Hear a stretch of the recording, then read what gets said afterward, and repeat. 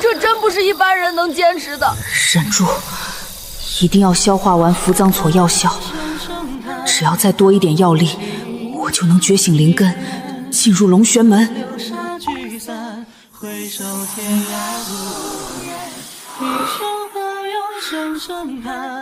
仙长说进龙玄门远胜读书做官，只要拜入山门，就能接爹娘小妹出山。我也能去看看张仙长口中的大千世界。娃娃们都不错，尤其二蛋，看起来灵根不浅。狗蛋的表现也不错，只是可惜了大头娃，到现在都没有灵根觉醒的迹象。张仙长，您看大头娃还有机会吗？我挺喜欢大头娃，聪明有毅力，常人难及。没灵根吞扶央草如吞火炭，难得他能坚持。再给他一日机会，无果我也爱莫能助了。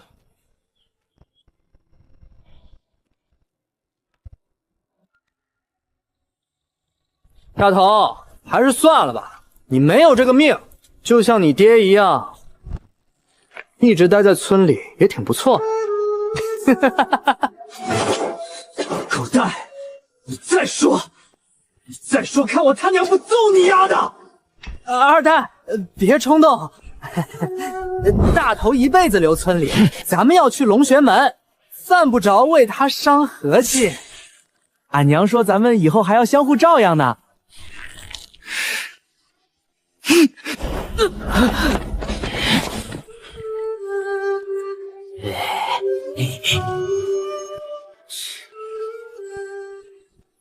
大头哥，他老是这样说你，你让我揍他一回，我保证他把臭嘴给闭上。嗨，我觉得狗蛋说的没错啊。啊，大头哥，你没事吧？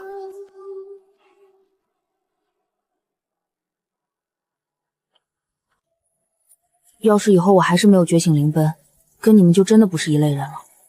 你以后去龙玄门跟狗蛋关系好点，也得有个照应。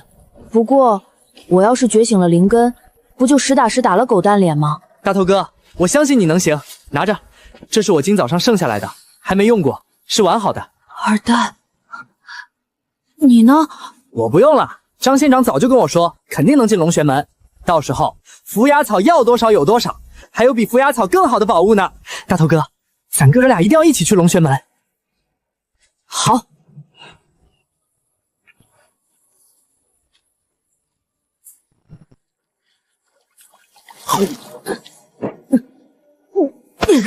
只差一丝药力了，仙长很快就要带二蛋和狗蛋启程，我必须赶在之前觉醒灵根。捡来的扶摇草全部用完了，可是灵根觉醒的感觉还是差上那么一点。这就好像老人们常说的望山跑死马，明明感觉山近在眼前，可无论我怎么赶，都到不了那座山。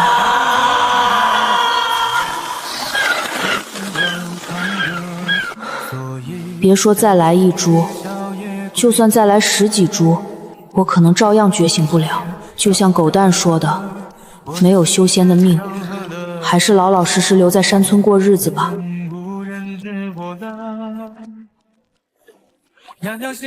不对啊，我明明记得只扔了二蛋给我的那一株福宝草，就算飘回来，为何会有这么多？1、2、3。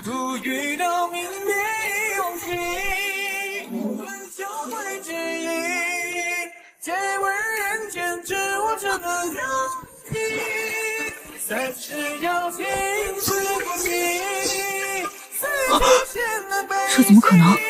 这罐子里的扶悲草竟然有38株之多，而且全是新鲜的。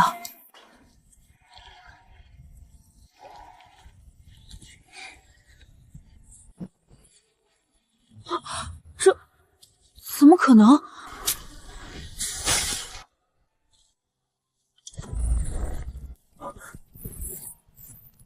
这黑罐竟能复制自然万物，真是天大的机缘！就算再疼，我也要咬牙扛住，把所有附加草全部炼化。泯灭烟波，渺渺影波，散入水墨。若宿命陨落，这一刻梦盼山川失色，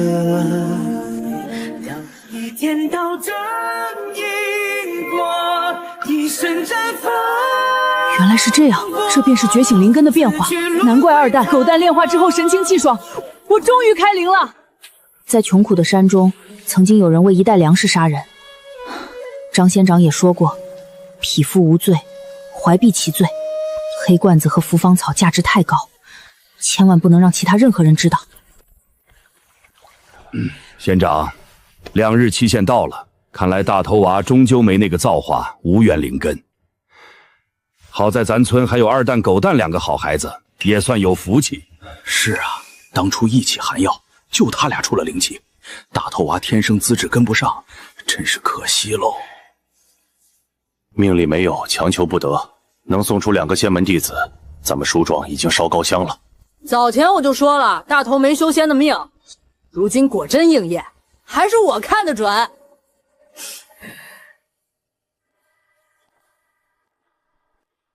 哟，大头还特地赶来送我们，这下总该认清现实了吧？你这辈子根本没修仙的命，还是老老实实留在村子，跟着你爹学木葬活吧。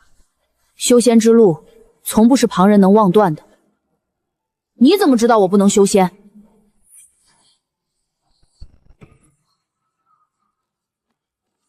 舒涵，没想到不过短短1日，你居然真的觉醒灵根了啊！大头哥，太好了！我就知道你肯定能成。没想到咱们书庄出了3位灵根，全归功于仙长慧眼识人。仙长您看，我村出3名弟子，实属难得，能否恳请仙长多多关照，给咱们村里多添些恩惠？书庄接连送出3名灵根弟子，往后龙玄门下发的村镇补助直接再加5成。谢谢仙长，谢谢仙长！我哥哥也觉醒灵根，要入仙门了，真是太好了！我儿出息了，能被龙玄门选中，这可比50后考中状元还要风光。咱们舒家总算出一个修仙苗子了。时辰尚早，不必慌张，好好与家人道别。路上听仙长的话，好好修行，照顾好自己。男儿志在四方，好好学艺，莫要挂念家里。我不要哥哥走。虽说成功中觉醒灵根，得以拜入仙门是天大的喜事，可祝就要离家远行。日后我修行小有成就，必定立刻归来，要一家人从此衣食无忧，岁岁安稳。家里的米罐和埋在地下的钱罐子都被我用黑罐复制塞满，等到大米吃完，碎银子花完，我应该就会回来了。哥哥，不要走！哥哥。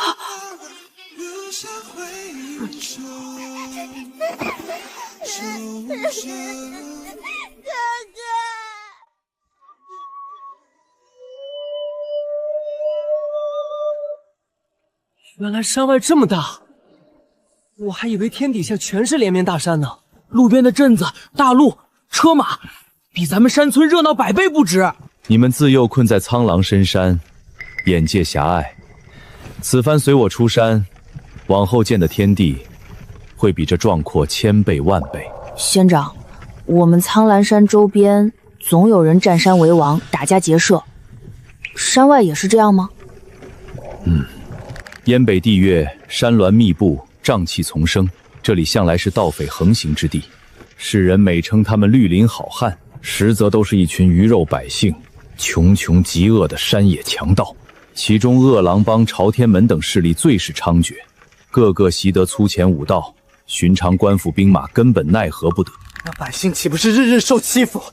没人能治得了他们吗？20年前，我龙玄门开山祖师龙玄上人云游至此，见盗匪横行，民不聊生，便在此开宗立派。祖师以仙道法术镇压群匪，将这些乌合之众打得溃不成军，才保下这一方百姓安稳度日。仙长，村里老人常说江湖5人，飞檐走壁、开山裂石，厉害无比。那凡人武功比得上仙家术法吗？哈哈哈哈！痴孩子，凡俗武道再强，终究是肉体凡胎，脱不开红尘禁锢。一入圣道，便是超脱凡俗的境界。凡人武者在仙人面前，皆如蝼蚁草芥，二者天差地别，不可同日而语。原来仙术这么厉害，难怪人人都想修仙。我幼时也是从深山穷沟里走出来的。看着你们三个，就像看到当年我与同乡兄弟结伴出山的模样。仙长的同乡兄弟，如今也在龙玄门修行吗？他们二人天赋绝佳，入门精进神速，早已被祖师选中，送往更高层次的仙门深道去了。唯独我修为止步不前，天赋有限，如今只能留在龙玄门做个寻常差事。仙长说笑了，您身怀仙法，护佑一方，威风赫赫。我日后若能修成仙长这般模样，就足够光宗耀祖了。你这孩子还真是嘴甜。也罢，今日恰逢路过孙镇，等会儿我买些糕点，赏你们尝尝山外的吃食。再过1、2日路程，咱们便可抵达龙玄门山门，你们的修仙之路就要正式开始了。终于要到仙门了，我已经迫不及待想要修行学法。往后我们也是仙人弟子了，再也不用困在深山受苦。踏入龙玄门，修成仙法，我就能早日回去，护好爹娘和小妹。低头，抱紧身子，切勿乱动。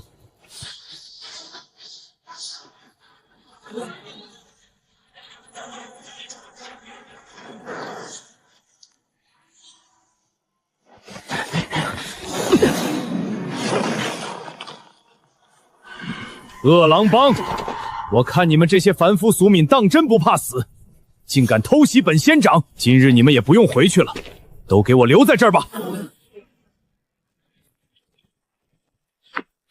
张若山，你们龙玄门欺人太甚，不止1天2天了！什么仙人，什么仙道，我呸！今日不是你死就是我亡！兄弟们，上啊！给我剁了他的头！找死！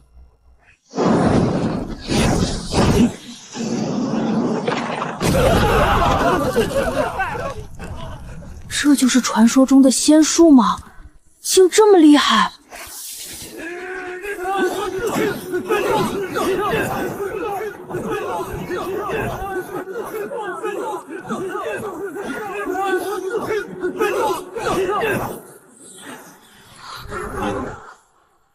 张仙长，张仙长不是说，凡人武者在仙人面前，皆如蝼蚁草芥吗？为何仙长却死在了凡人手中？拿下！山里娃娃，胆子倒是不小，亲眼见死人都没被吓晕过去。帮主，这几个是龙玄选定的入门弟子，日后都是小仙长。既然是仙，那就该斩草除根，一并剁了。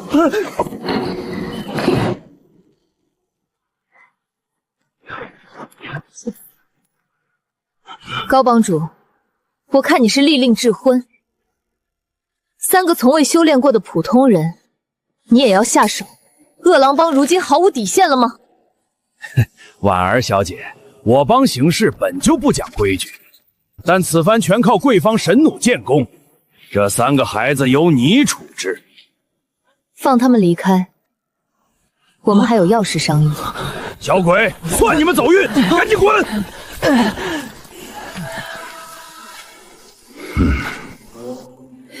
二蛋、狗蛋，都给我挺住了，快到了！这次真的快到了。你们是哪家娃娃？跑来龙玄门做什么？我们是仙长，我们是苍狼山书庄的娃，前来拜入龙玄门。苍狼山书庄，那不是张师兄负责招收的地界？张师兄人呢？张仙长外出收徒，在翠竹林遭强盗埋伏，遇害了。胡说八道！张师兄炼气6重天，怎么会死在凡人强盗手里？大事不妙，必须禀报长老。立恒，你带他们3个去启灵阁找3长老，我即刻上山禀报大长老。娃娃，累了我可以背着你赶路。不用，我自己能走。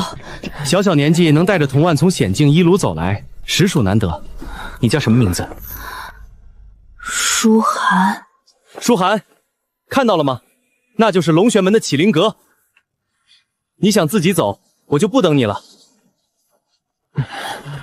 去启灵阁报道，三长老会给你鉴别灵根。谢谢仙长。以后就别叫我仙长了，叫我立恒师兄就好。不知道修炼之后，我是否也能像师兄一样有这么厉害的身法？舒寒，对不起，之前是我小心眼，嫉妒你在村里那么有威望，这次一路上多亏你照顾。没事，咱们都是一个村出来的，以后还要相互扶持。大头哥，你知道吗？我刚刚在里面测出了土木双灵根，三长老说我是门派难得的天才呢。我比二蛋差一点，我是水木火三灵根，不过三长老说我资质也不差。虽然很为二蛋和狗蛋高兴，但只有我自己清楚，我是通过多少伏荒草才觉醒的灵根。求老天保佑，希望我的天赋不会太差。今年梳妆送来的娃娃不少，天赋还一个比一个高。可惜了张师侄，年纪轻轻就丧了命，不然定是大功一件。来，娃娃，把手伸过来，老夫给你看看灵根。火灵根、水灵根、土灵根，三灵尚可，木灵也在，四灵根，还有金灵根，竟是五灵根。老夫修行150年，头一回见到能觉醒五灵根的孩子。长老，我的天赋……你的天赋是顶级，不过你的天赋是顶级的差，没见过比你更差的。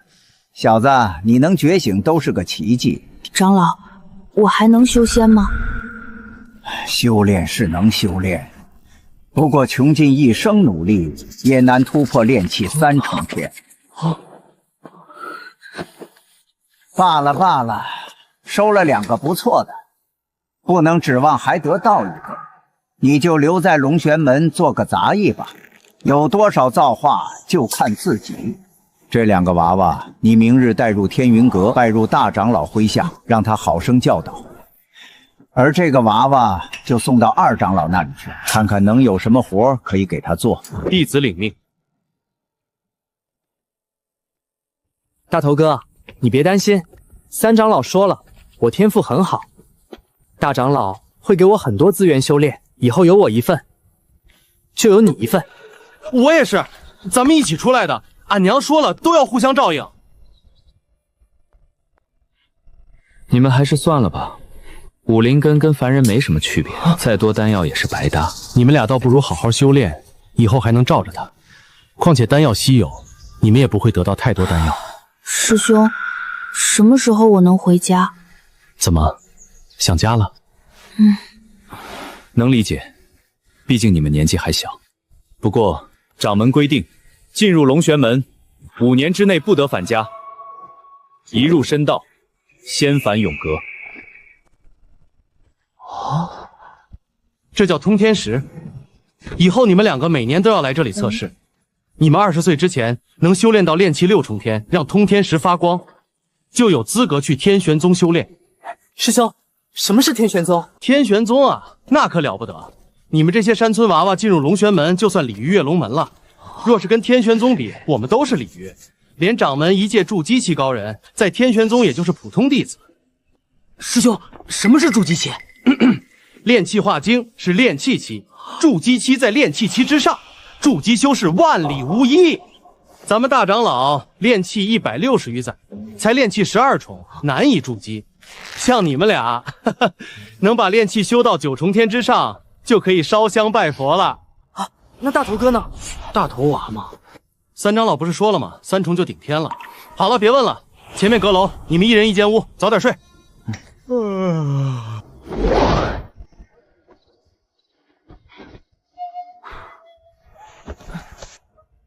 小时候全村人人夸我聪慧，如今入了仙门，我却成了万年难遇的废灵根。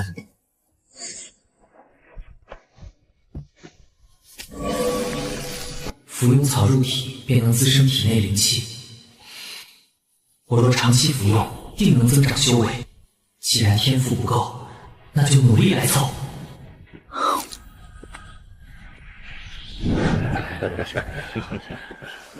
有幸请得诸路英豪来我朝天门一叙，穆老儿在此谢过大家了。穆老儿客气。请诸位前来目的，大家心知肚明。20年前，龙玄老怪占山称霸，常年欺压各路江湖门派，害得众人度日艰难。如今他隐遁7年，杳无音讯，多半早已身死，正是我们反攻龙玄的绝佳时机。哼，空口无凭，你凭什么断定那老仙人已经陨亡？家父早年重金盼请望气高人，早就看透龙玄上堂寿数耗尽。前段时间，我们和恶狼帮半路设伏斩杀龙玄外派仙长，足以证明龙玄老怪早已不在人世。你们连仙人都能斩杀？没错，修仙者并非不死。7大帮派整合数千人马，龙玄门满打满算不足100人，我们优势极大。可龙玄修士精通火球法术，当真难以抵挡。这是什么？此物名十面衣，水火不侵，可完美克制龙玄火球术。这玩意儿真能挡住火球？水火不侵，吹的吧？承蒙天恩，老夫的二儿在朝廷当上了燕北督军，不日就有几十架床弩和投石车支援过来，加上我们7大帮派数千人马，会怕了龙玄门？难道我们江湖好汉真如他们所说，无能没胆吗？妈的，豁出去了！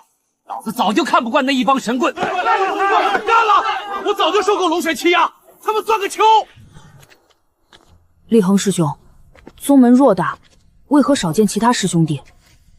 龙玄门本就人少，算上外出之人，总共不过73人。师兄，我们这是往山上走吗？送你去拜见二长老。究竟要去往何处？咱们龙玄门3位长老各司其职，大长老负责传功，二长老负责炼药制器，三长老负责门派日常杂事。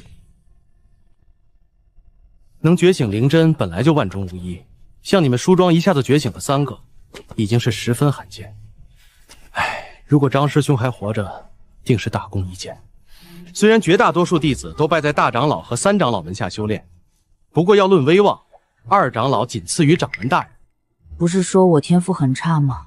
为什么能拜入二长老？因为二长老不管弟子修行，而且二长老个性比较喜怒无常。不是师兄吓你啊，你去了之后要好好听话，千万不要惹怒他老人家，否则掌门也保不了你。原来让我拜入二长老门下，并非前来修行，只是去做杂役。好浓的药香味！别动，前面是二长老的罡天4级剑阵，擅自闯入会被飞剑斩杀。未到许诺之日，赶紧走！回禀二长老，弟子立恒，奉三长老之命，给您送来刚招收的一名娃娃，拜入您门下，供您驱使。而且弟子上次下山，淘到了一坛50年的花标酒，特地来献给长老。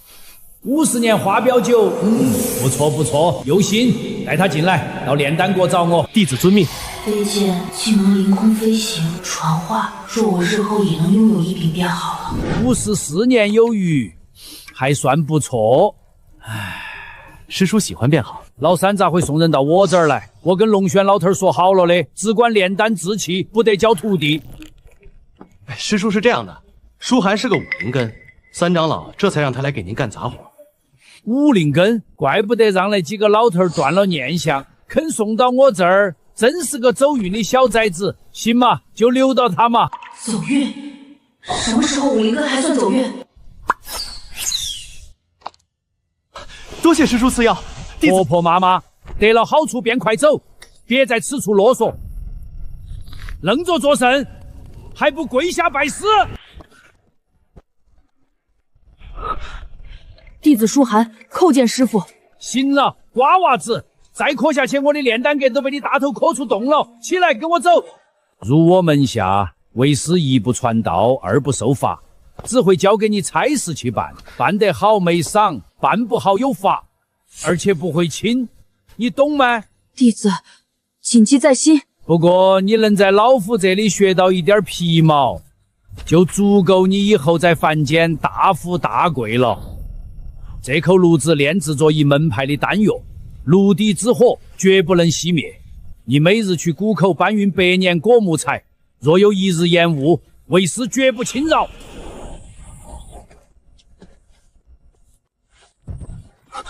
小子，你可识字？回师傅，仙掌门请先生教过我们。那就好，这里是为师的药柜，盛放着各种药材。这本药册记着所有药材的功效药与位置，限你1个月时间记牢所有药材。日后为师炼药时，你便在一旁取药。曾经求而不得的灵药符方草，在这里竟长得像自家地里的韭菜，随处可见。每日浇水施肥也是你的工作，药册上也记载了所有灵药的浇水施肥时间以及用量，绝不可出错。要是灵药枯萎，为师把你当药给炼了。有了这令牌，你便可随意出入山谷，不会被老夫的钢天侍骑见人斩杀。好了，有什么问题，你现在可以问为师。师傅，那我该如何修炼？你还想修炼？真是不知好歹。唉，罢了。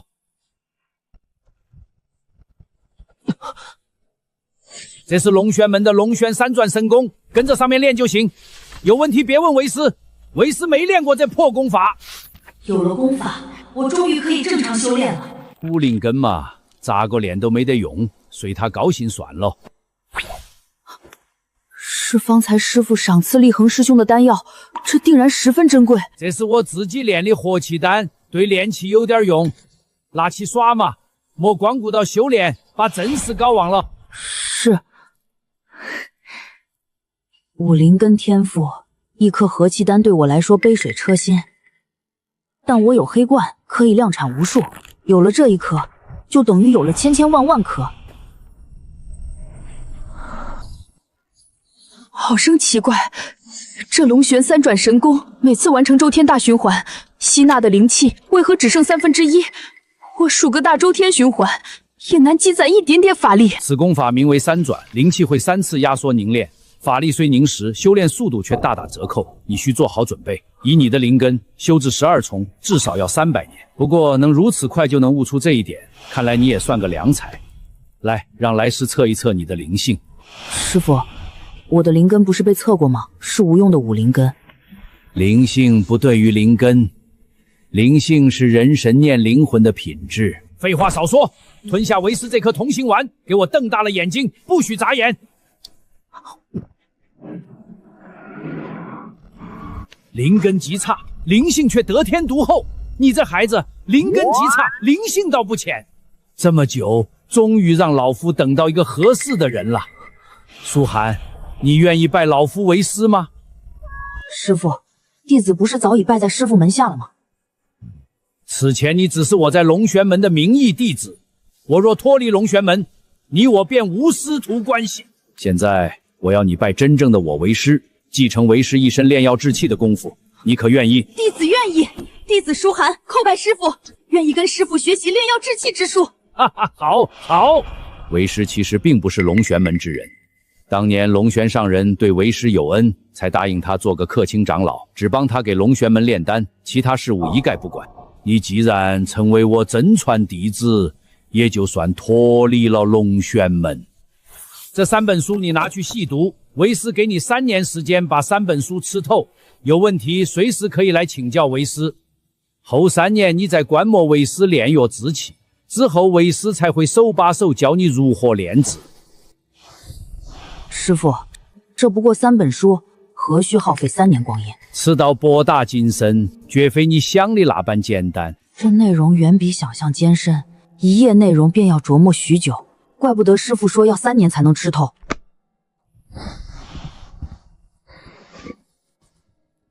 为何无法复制？难道黑罐出了问题？黑罐子并没有失效，那为什么没有复制和气丹？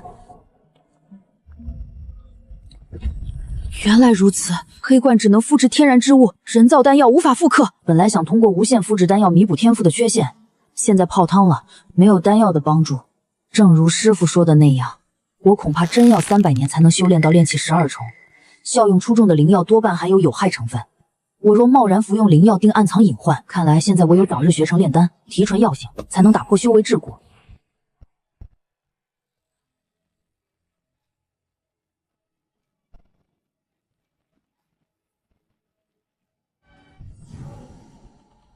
药力在手，没有丹方参照，终究无法动手炼丹。师傅，弟子研读药理遇上瓶颈，想求丹方参考。没学会走就想学跑，瓜娃子，你怎么是个好高骛远之徒？师傅，这些日子我研究药理遇到瓶颈，心想有丹方参考练手，领悟会更深一点。并不是为叔不愿意传你丹方，只不过炼丹有很高的失败率。而炼丹的药材都来之不易，一味主药大多都10几20年才成熟，实在没法给新人练手。师傅，徒儿只想以丹方作证药理，并不敢采摘灵药炼制。这是2张初级卷轴，黄龙丸和青灵散。黄龙丸能小幅度促进炼气速度，至于这青灵散，这是疗伤药物，在修炼界不值一提，不过在凡人中，这是万金难求的圣药，你拿回去研究吧。记得切不可手痒，采摘灵药炼制。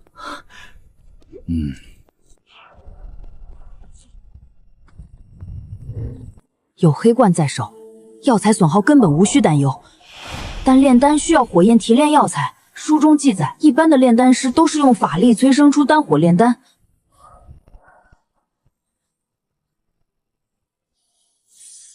总算修出法力，可以尝试催生丹火了。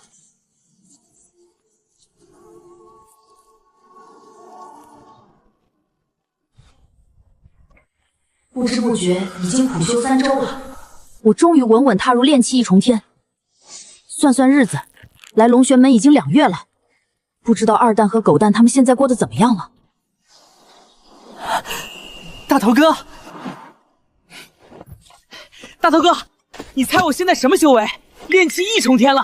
二蛋比我快，20天前就进入1重天修为。大长老说我和二蛋都是难得人才，说要分配给我们更多丹药。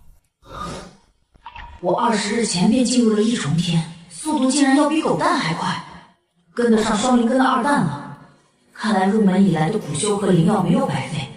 大头哥，这是我剩下来的，你5灵根更难修炼，这些和气丹能帮你更快提升。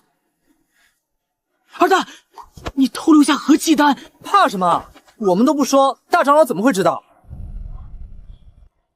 二蛋，这些和气丹你自己留着修炼吧。还记得厉恒师兄说的吗？你以后进入天玄宗后，随便拿点东西都比这些和气丹好。加油修炼，以后我们都还要沾你光。大头哥，厉恒师兄他遇害了。厉恒师兄怎么会？究竟发生了何事？听说师兄们说，这些日子江湖上那些帮派一直劫杀我们龙玄门的人，就像那天对张仙长。现在我们已经死了10几个师兄弟了。为什么会这样？掌门不管的吗？任由我们被那些江湖帮派欺负？大长老说，天玄宗山高路远，掌门不知道什么时候回来。现在龙玄门已经不允许弟子下山。你们以后千万要小心，如果在龙玄门也有危险，到时候一定要来我这里。师父在这里摆下了剑阵，江湖势力步步紧逼，此事绝不会就此罢休。师父，弟子心中有一事忧心不已。师父，如今江湖势力步步紧逼我龙玄门，不知师父如何看？这些江湖帮派不过是一群凡人，无非是在借机试探罢了。若龙玄门一直退让，最终他们会壮着胆子集体进攻雁荡山。如此一来，雁荡山岂不是危在旦夕？小子，你别担心，这些凡人赶来雁荡山绝对有去无回。仙凡有别，并非靠着人多势众就能挽回。师父，这话张仙长也跟我说过，不过他就是死在那些人手上。仙凡真的有那么大的差别吗？龙玄门，放在修炼界就是个笑话，筑基之下都不算真正的修仙者，能死在凡人手上也不足为奇。可是外面人都说掌门大人已经仙逝了。你说龙玄老头儿那老东西可没啷个容易殒命。师傅看似贪威，却像在借酒消愁。他对龙玄门态度始终十分古怪，这到底是为什么？炼坏了这么多株药材，失败了无数次，淬炼终于完成了。趁热打铁，现在就试试凝丹。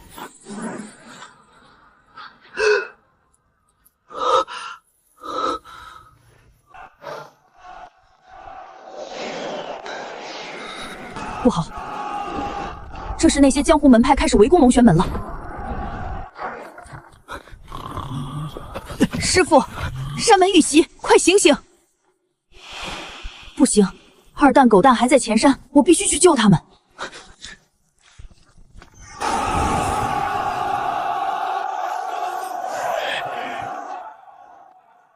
穆老，您请来的床弩和投石机真是威力无穷，我看这些神棍怎么再嚣张？爹，让我带队上吧。要是再用油罐，怕是整座山都要烧起来，到时候夺回来也无用了。诸位好汉，此次是我们七大门派联合起来剿灭龙玄门的日子，希望咱们都摒弃前嫌，齐心协力，一同把龙玄门这颗毒瘤从燕北拔出。咱们分为7队人马，分头合围，切莫放走一名修士。婉儿姑娘，这次要不要比试一场，看谁诛杀的神棍多如何？哼，小乔他们，你会死。哈哈哈！我会死？我还嫌龙玄山神棍太少，不够我杀的呢！哈哈哈哈哈！兄弟们，给我冲！谁杀的神棍最多，这副帮主位子就是谁的了！哈哈哈哈！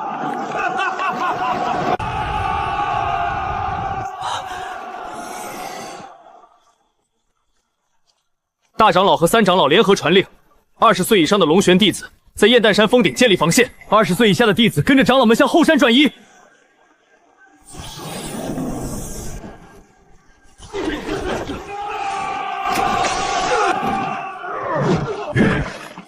切，一群乌合之众，跑的倒是挺快。哼，早知道龙玄门都是这样的软蛋，就不应该怕了20多年。龙玄门一倒，燕北必大乱。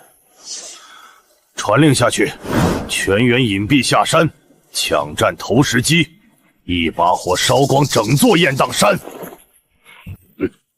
只要6派与龙玄同归于尽，我饿狼帮便可取代龙玄门，成为燕北第一势力。是。方才去大长老的传功阁找二蛋和狗蛋，到了后发现人去楼空，本想再次躲避，寻机会回炼丹阁，却不想偷听到高恒天算计龙玄门与6大门派的机密，得赶紧告诉其他人。谁？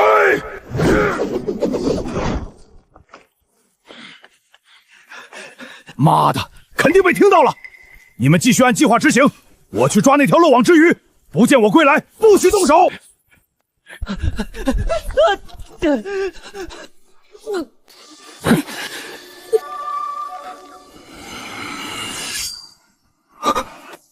姐姐小心！饿狼帮主高恒天派人抢夺山下投石车，想要把6大门派都葬送在雁荡山上。臭小子，你找死！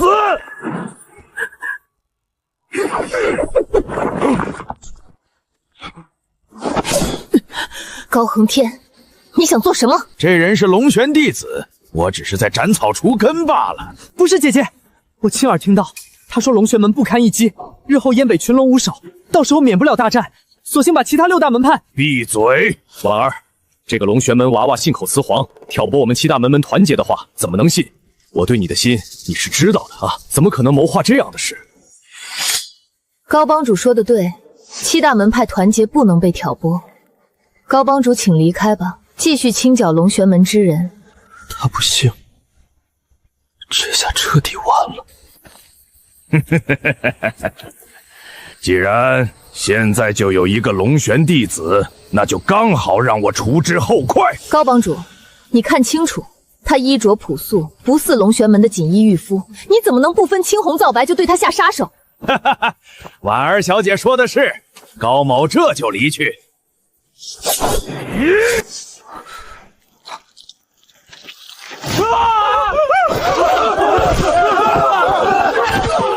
这是一件速度极快的法宝，穿梭在人群中，速度快到肉眼根本看不清。不好，他要过来了，姐姐小心！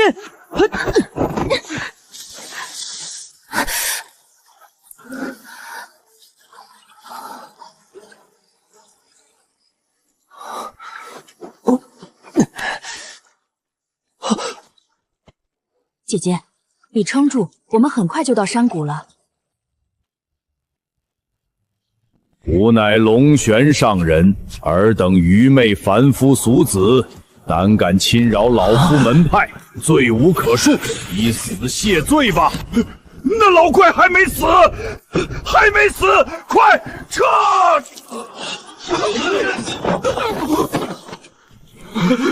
快跑！快下山！好，准备跑哪儿去？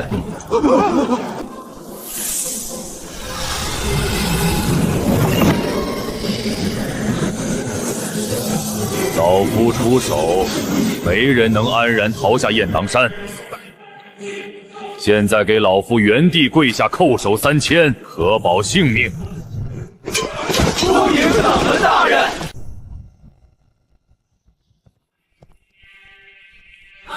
恭喜掌门，贺喜掌门！张兄、宁兄，我龙玄门的未来储备没有被那些凡夫俗子所伤吧？回禀掌门，一出事，我们便带着孩子们来到后山避难，无一人有恙。那就好，看到这些弟子如此有活力，而我龙玄门未来可期呀！掌门，您不在这段时间，我们龙玄门3个月前竟然招到一个双灵根的人才。来呀，天成，告诉掌门你现在修为几何？弟子于天成拜见掌门。回掌门，弟子现在已经修得炼气1重巅峰，正在冲击炼气2重天。才3个月，就能把龙玄3转神功修炼至1重天巅峰？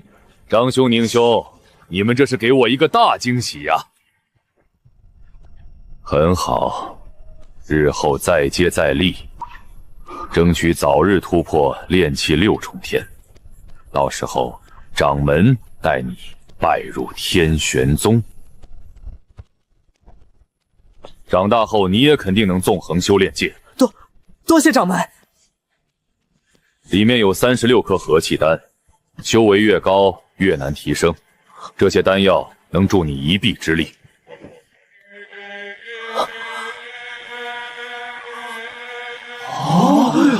掌门，那帮山野莽夫如何处置？难道就让他们磕头了事？我们有不少弟子死在他们手上。我已经斩杀了他们1000多人，足以震慑他们许久。剩下的留着吧，龙玄门开销极大，不从他们手中敛财，宗门也难以撑住。掌门，我们的……放心，少不了你们2人。多谢掌门。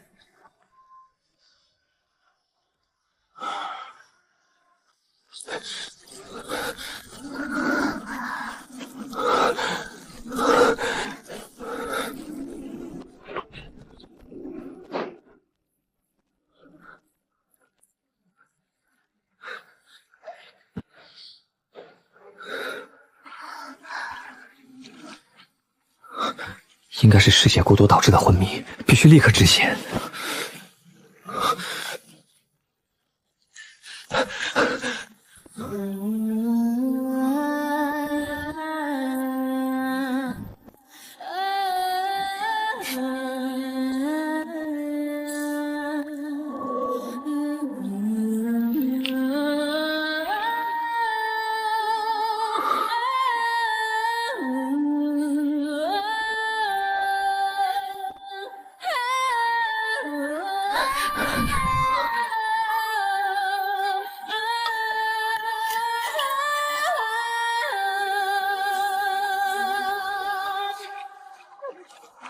紫云芝固本培元的作用发挥了，姐姐的脉搏总算稳定下来了。这伤口毒性好凶。那会儿若不是我及时将他推开，姐姐恐怕会被洞穿心脏，直接毙命。不过任由伤口这样发展，她也离死不远了。师父给的清灵散丹方是凡间的疗伤圣药，得先炼制清灵散救人。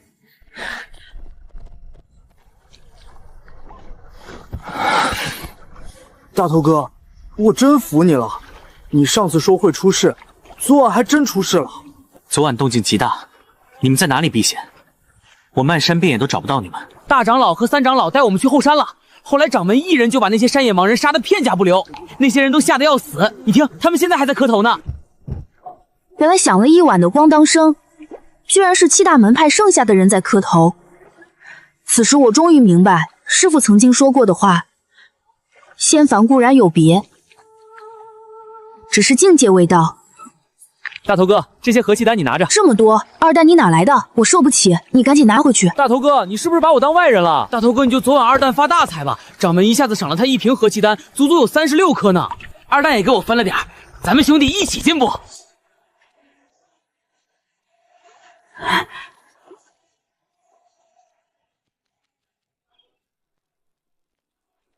大头哥，距离宫山之战已过去半月有余，如今七大门派每日都送来大批物资，我看他们有苦难言，为了保住小命，也只能打碎了牙往肚子里吞。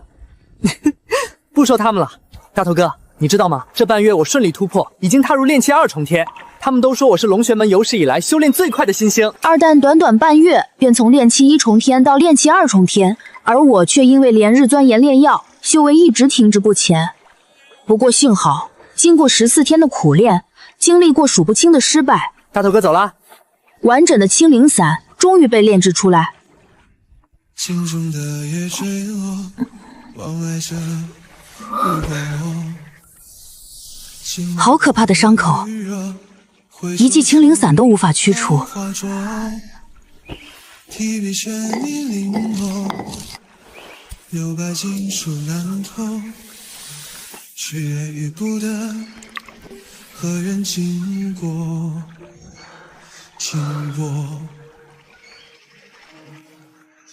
半生理所独活，天不遂，去难做。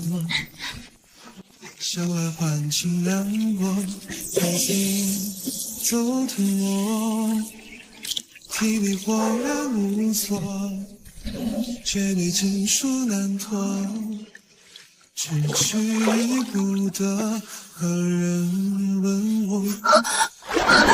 你是谁？这里是哪里？姐姐别慌，这里是雁荡山的一处山洞，你受了重伤，我一直在照顾你。龙玄上人出事后，七大门派溃败，你爹也死了。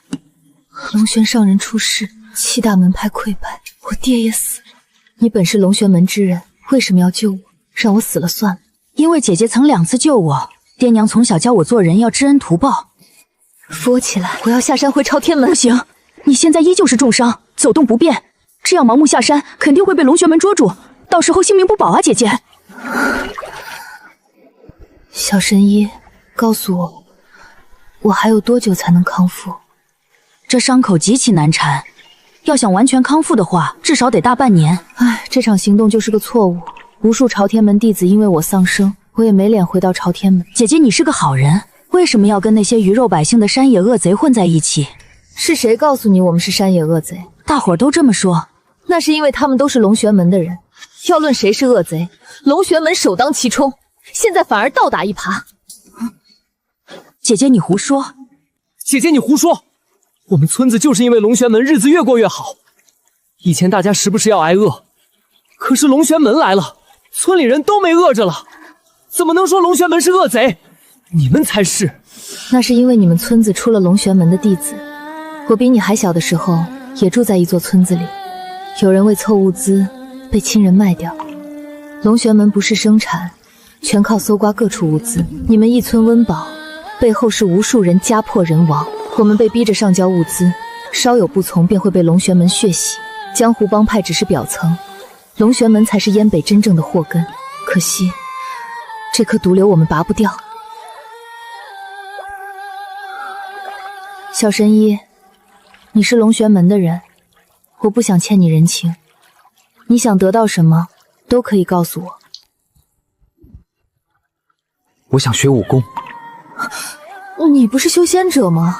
学什么武功？修仙者自持法术威力不屑于身体训练，导致对敌时过于死板，容易被人钻空子。若是能学点武功，将来遇到危险也有一手转还的底牌。我觉得无论武功法术，只要有用，都是好东西。姐姐，你愿不愿意教我？你这话说的不错，修仙者自持甚高，看不起练武之人。可是这一战死在我们练武手上的仙长不计其数。既然你有这样的觉悟，为了报答你的救命之恩，我就传授朝天门武术给你。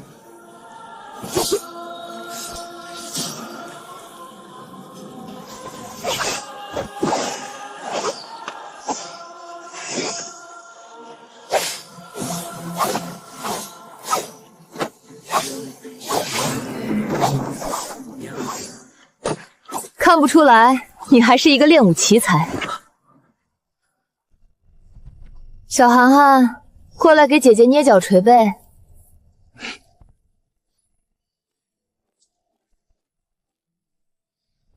相处半年，我与你彼此早已十分熟络。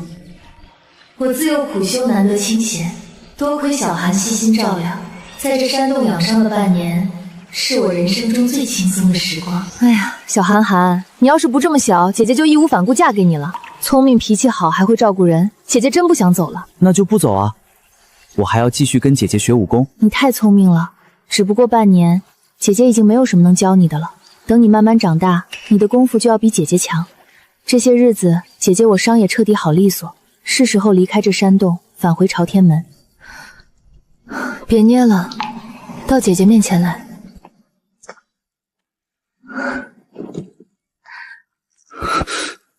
小涵涵，今晚跟姐姐一起睡好吗？姐姐今晚可能怕累。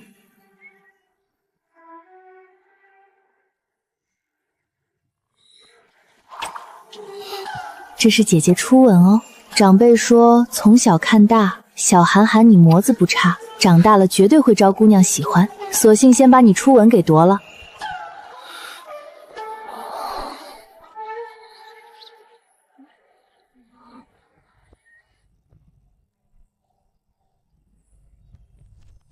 姐姐，白日忙，我就不送你了。感谢你半年来的教导，舒寒定不会忘了你。这是我送你的3瓶灵药，下山的地图我画在背面了。我们有缘再见。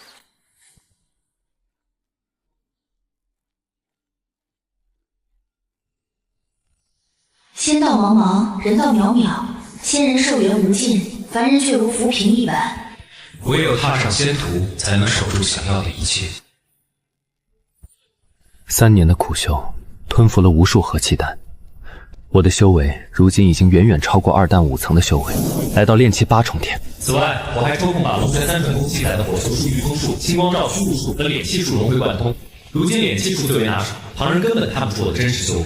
你真是千年不遇的奇才，如今你的炼丹造诣已然胜过我，后生可畏啊，后生可畏。旁人只见成果，殊不知我为了炼好丹药，耗费了无数材料。后山山谷角落，地面不知道堆积了多少炼制失败的废弃药材。我如今的功法法力雄厚，却缺少高阶攻察之术。师傅说符传正好可以弥补短板，但随着炼气的深入，龙玄3传捧功能带来雄浑的法力储备，却不记载任何高阶法术发挥法力的价值。难道是门派蓄意删减掉高阶法术，故意不让弟子修炼？可为什么要这样做？门派为何要刻意藏住高阶法术？罢了，不想了，还是先学制作符传吧。舒涵，这可是火神符，制作艰难，害草极多，但威力极大，堪比炼气12重修士一击。你拿好。若有此符钻，还拼死修炼干什么？反正有法力也没有高阶法术来运用，不如制作它千百枚，遇到危险一拔散除，筑基期修士都要退避3舍。是通天石亮，这代表龙玄门又有一名弟子符合天玄门的入门条件。龙玄门20岁以下弟子里，2弹最接近炼气6重，莫非是他？方才的金光果然是2弹。在这山门中，我长期在谷中不与其他师兄弟接触，只有2弹和狗蛋常常来山谷看我。兄弟将要离去，不知何时再见。大头哥，兄弟我已经到炼气6重天，不日就要出发去天玄门。山高水长，不知何时再见。这一杯酒，我敬你。我们入龙玄门已有3年，也不知家中近况如何。大头哥，你不用担心，掌门说可以先带我回梳妆一趟。你和狗蛋有什么东西或者信件可以托我捎回去。你和狗蛋就安心在门派修炼，争取早日也去天玄门跟我会合。我和大头哥哪有你这么逆天？3年时间就修到了6重天，我现在还在3重天打转，不知道能不能在20岁之前修到6重天。没事的，我走后掌门说资源会倾斜到你头上，你肯定很快就能修到6重天。以后我在天玄门得空也会烧些丹药给你们，希望你们能快点来啊，省得我一个人在天玄门寂寞。你就别嘚瑟了。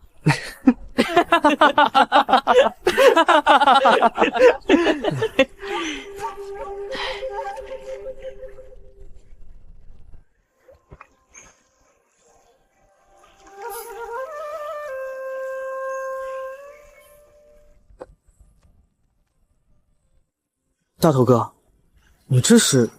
这是师傅给我的火神符，直接使用可抵炼气12重天修士全力一击。此次山高路远，万一有危险，可以傍身。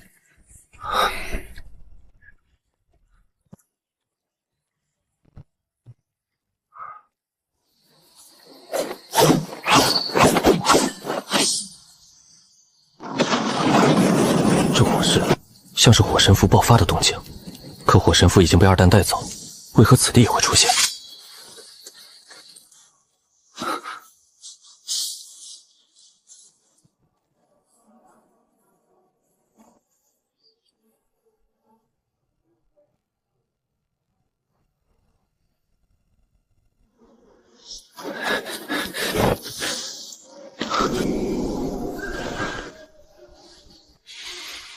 这地方土地肥力寻常，怎会生出这般巨木？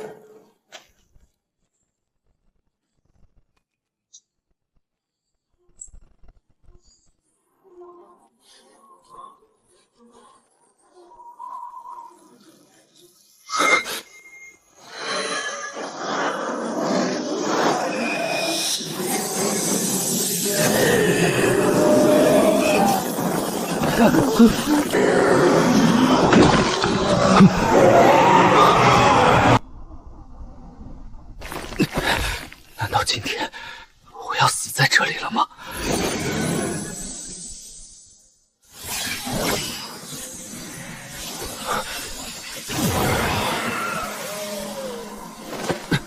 罡天4级，你是二长老的弟子舒涵。回禀掌门，正是弟子。你可知此处乃是我龙玄门宗门禁地，擅闯者死。弟子不知，弟子是因为看到这边有火光冲天，恐有贼子偷袭我龙玄门，特地过来查看，未曾想闯山门禁地，请掌门恕罪。没想到白云轩连罡天4级剑阵的护身符都给了你，想必你已经被他收为关门弟子。回禀掌门，确实如此。师父见我炼丹有天赋，便破格传授我炼丹术。今日看在二长老的情面，暂且饶你一命，再有下次，绝不姑息。速速离开这片禁地！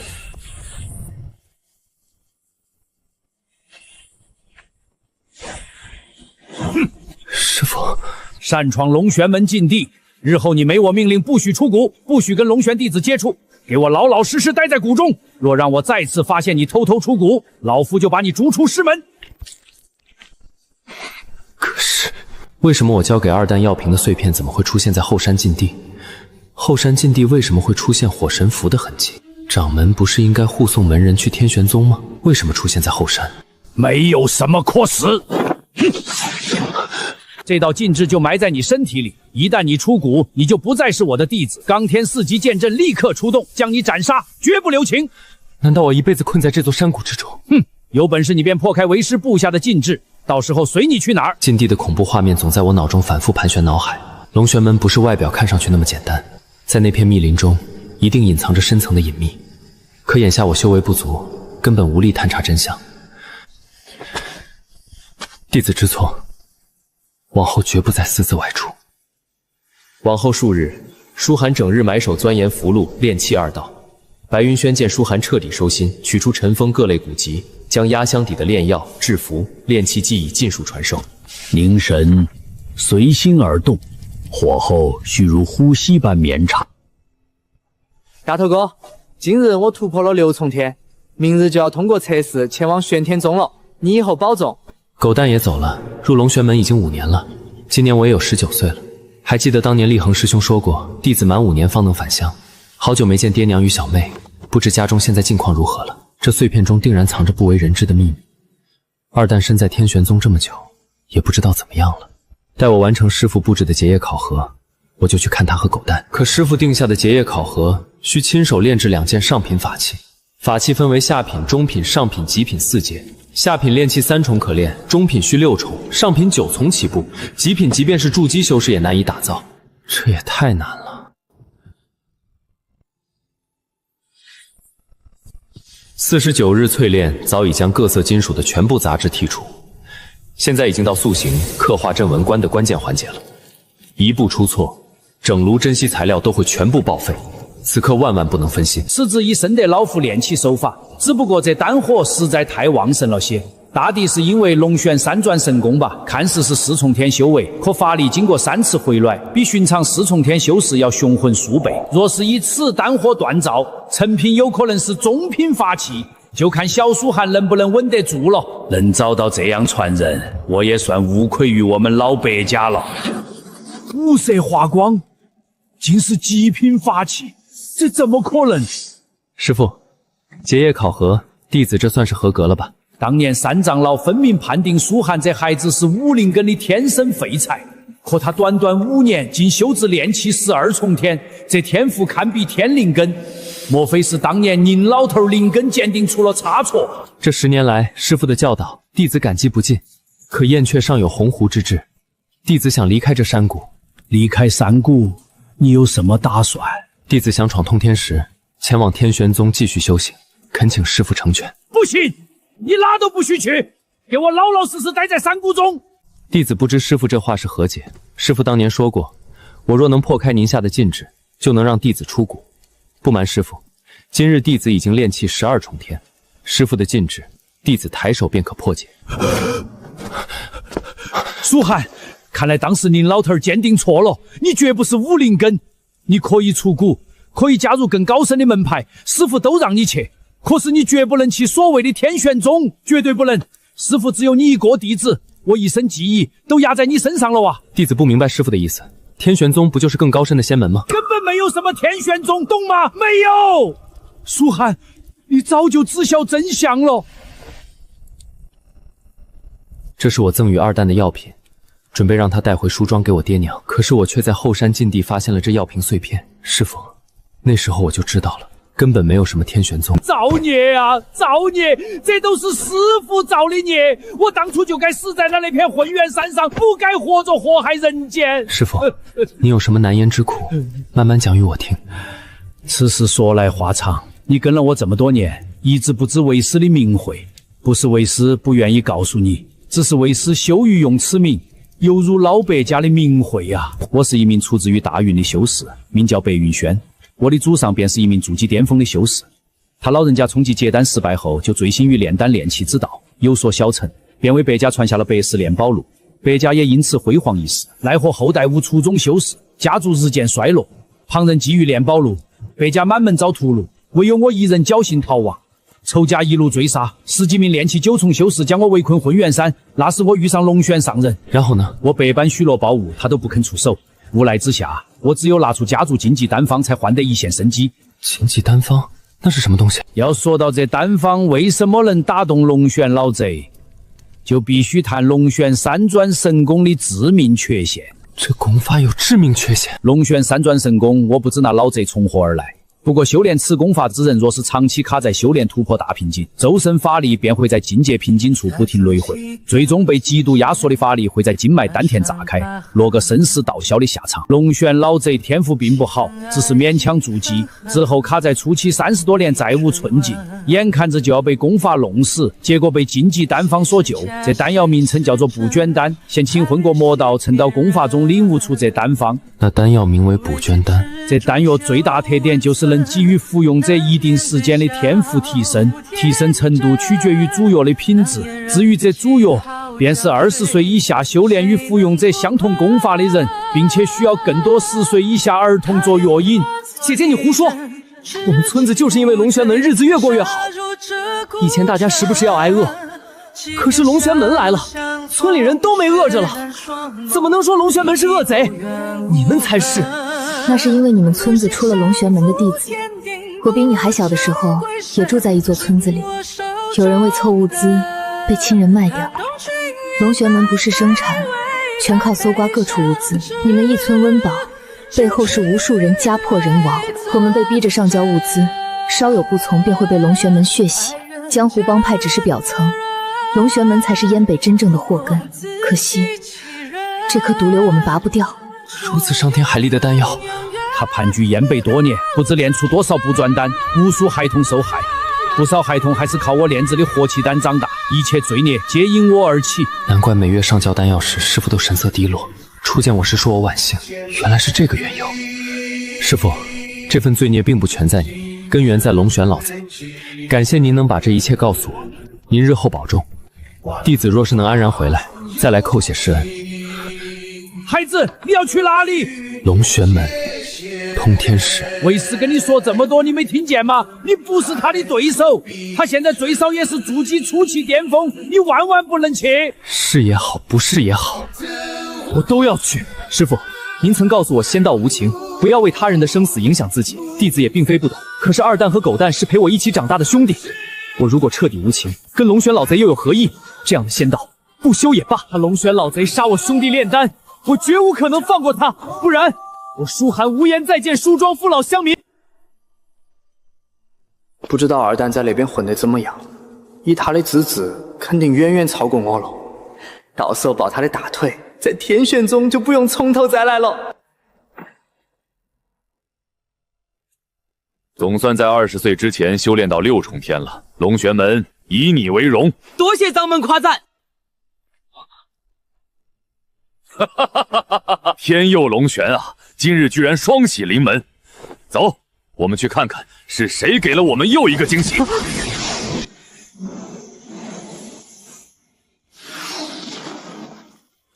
大头，是你？弟子舒寒拜见掌门。近日来，弟子练功有所小成，心想来通天石试上一试，没曾想竟然真侥幸到了6重天。掌门，您看我能跟书圣一起去天玄门吗？万万没想到，苏汉哥也突破连起6重天。旁人都说他是武林根废材，闭关2年居然追上我。这下我们苏庄3兄弟终于能在天玄宗相聚了。你想去天玄宗？二长老答应了吗？回禀掌门，龙玄弟子谁不想去天玄宗一展鸿鹄？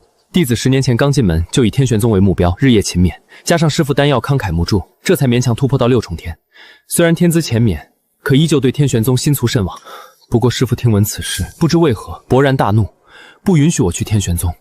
可是我觉得师父所做略显短浅，去天玄宗修炼乃是身道正途。日后我修为增长，定能更好报答师恩。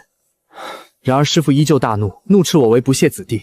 一番激辩后，他老人家已把弟子逐出师门，说不再管我生死。不管生死，你师父是出了名的刀子嘴豆腐心，但你的想法没错。他逐你出师门，可要记住，你永远是他的弟子。日后在天玄宗修为有成，记得要回来报答二长老之恩，懂吗？掌门愿意送弟子去天玄宗？当然，人越多，我越高兴。当年分明是我亲手测的灵根，实打实武灵根废材，如今竟达6重天，实在匪夷所思。定是白云轩那老头倾尽私藏灵药，日夜栽培。也好，他耗费无数资源培养废材，最后好处全落在我们几人手上。上来吧。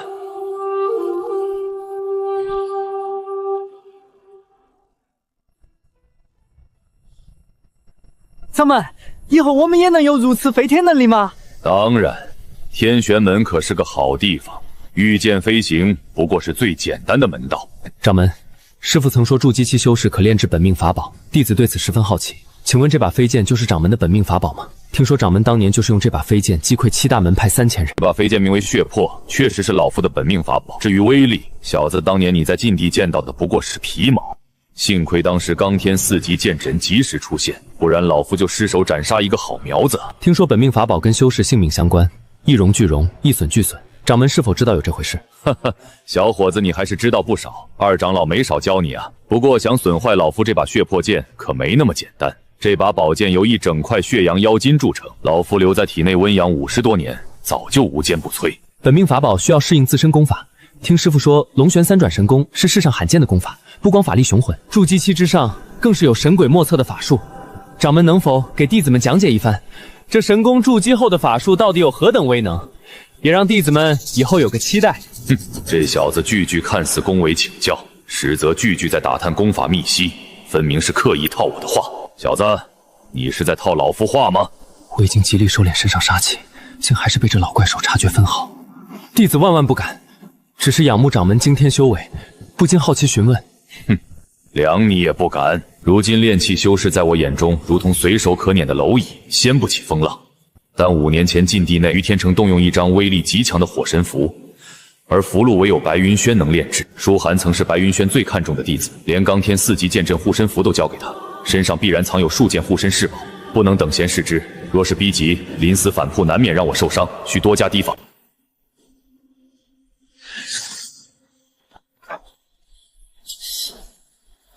掌门大人，我们已经到天玄宗了吗？天玄宗，你不知道这是哪里？可以问问你的同伴，我想他应该知道。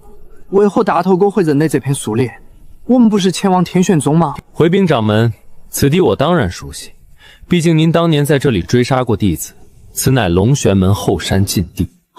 我们根本没去天玄宗，又回到龙玄门后山。掌门当初居然追杀过大头哥，一切全都不对劲。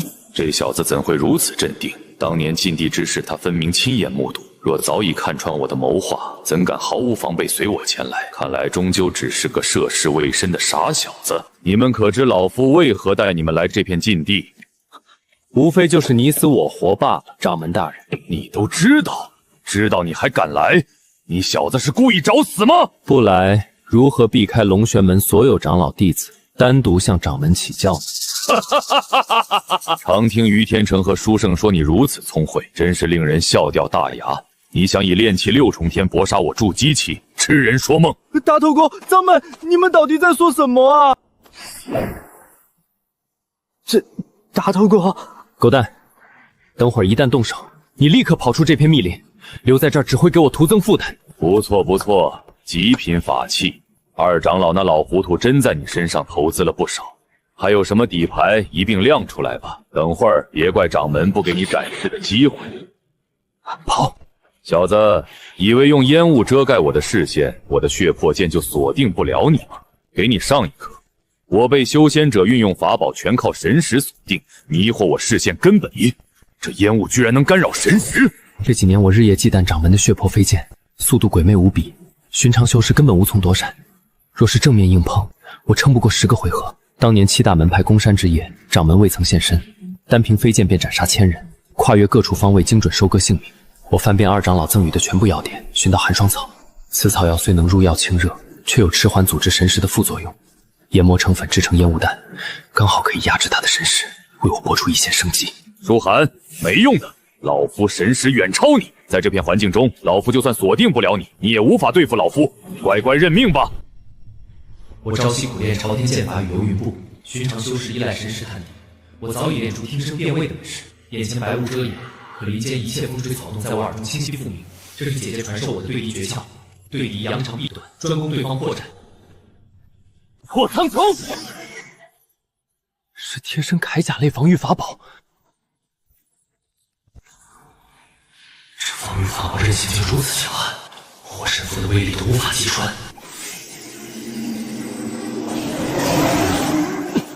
火球术，瞬发8道法力蟒形攻击，还能同时打出10颗火球。此子修为看似6重，底蕴远不止于此。暗差的小畜生！幸亏当年我命人删减龙玄3转神功内全部高阶攻察法术，断了他最强的技掌，不然今日还真要颇费一番手脚。耗费法力强行吹散烟雾，自顾露出施法破绽。机会来了！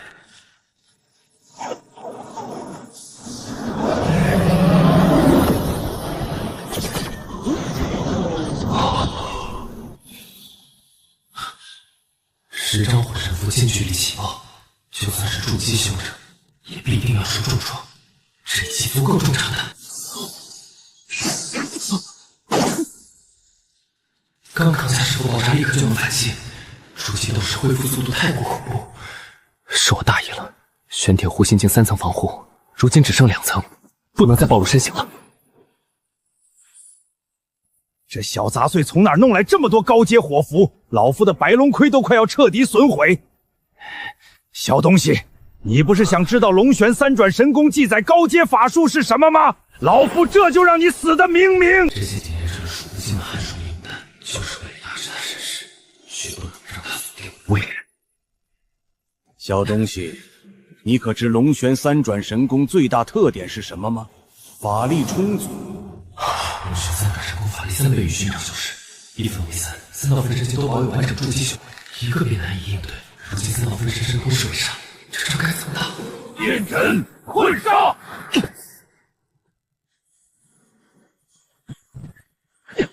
寒霜雾只能干扰神识，无法彻底隔绝感知。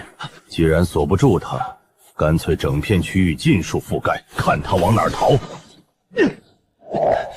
随身携带的烟雾弹快要耗尽，一旦白雾散尽，没有神识阻隔，我便是待宰羔羊。他不惜损耗大半法力拆分3道分身，我也无需再保留底牌。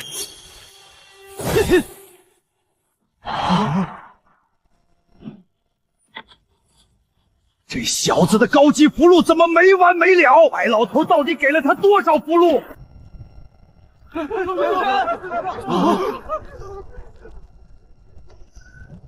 按掌门原定计划，此刻他应当独自在后山炼制补绝丹，怎会爆发如此惊天动地的大战？炼制补全丹事关你我2人修为突破，万万不能出岔子。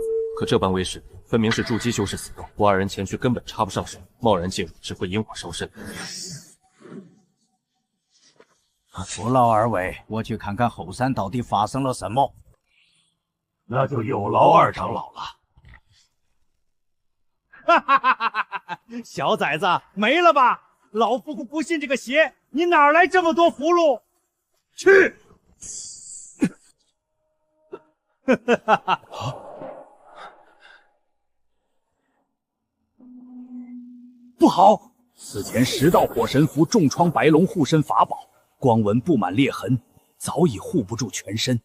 连续拆分分身，全力催动剑雨，又耗去大半法力。现在这一时间，竟无法挣脱灵蛇束缚。老狗去死！这小子提前备好替身符，误导我的神识判断，还用药粉遮蔽自身气息，是我撬了他。3转护身。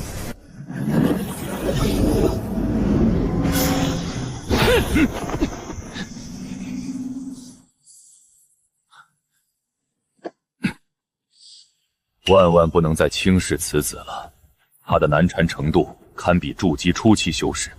白云轩当真是教出了一个好徒弟呀！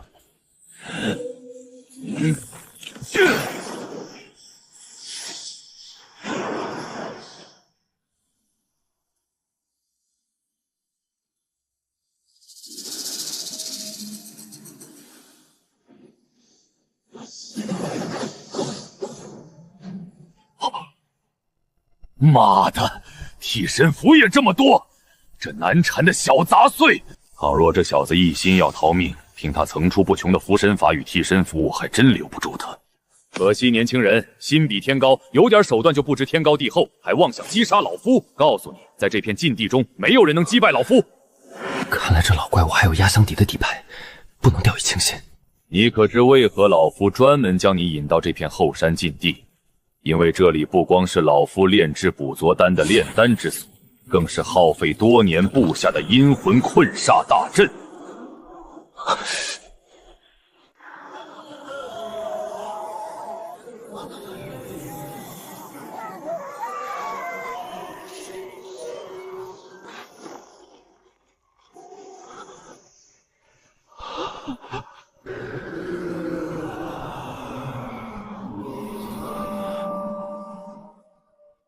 二蛋，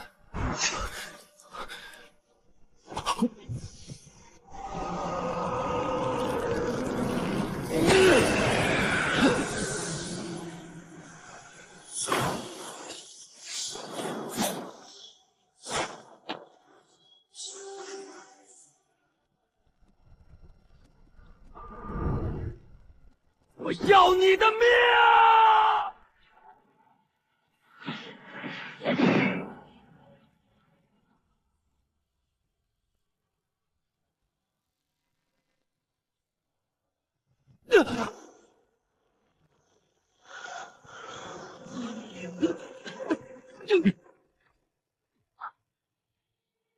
小东西，还有别的招数吗？都给我使出来呀！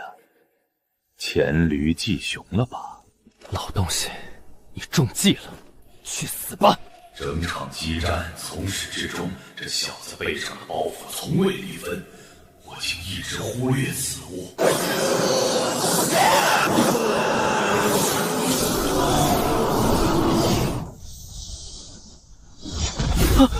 龙轩老怪，有话好说，休得伤我弟子！你小子怎么把这家伙打成这个鬼样子？这般模样，你让为师如何出面同他讲和？讲和？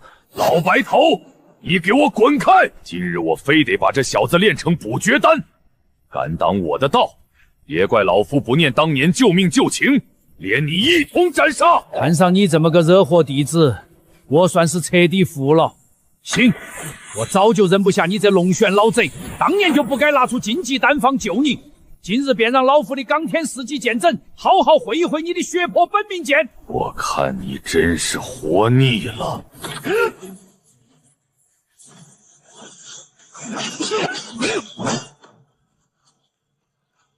师傅仅有炼气12重天，对方是筑基初期巅峰，境界差距悬殊，剑阵撑不了多久。我必须尽快恢复法力，伺机动用包袱里最后的杀招。今日你们这对冥顽不灵的师徒全都给我死在这片禁地，没有人能阻挡我的修仙大业，没有人！我们师徒交代在这儿，龙玄老鬼，别痴人说梦。哼，死到临头还嘴硬。你法力耗损大半，底牌尽数用尽，如今还有什么手段能够反抗我？就是这个包袱，方才激战他拼死护住，里面必然藏着至宝。师傅，这老鬼境界远高于您，可他全然忘了您的出身。此举虽耗费巨大，今日便用您耗费20年心血炼制的秘宝了结此妖，让他见识一番白家世代传承的劲气威力。难怪这小子拼尽全力也要护住包袱，里面竟是白云轩耗费20年打造到的劲气，万万不能让其引爆！师傅！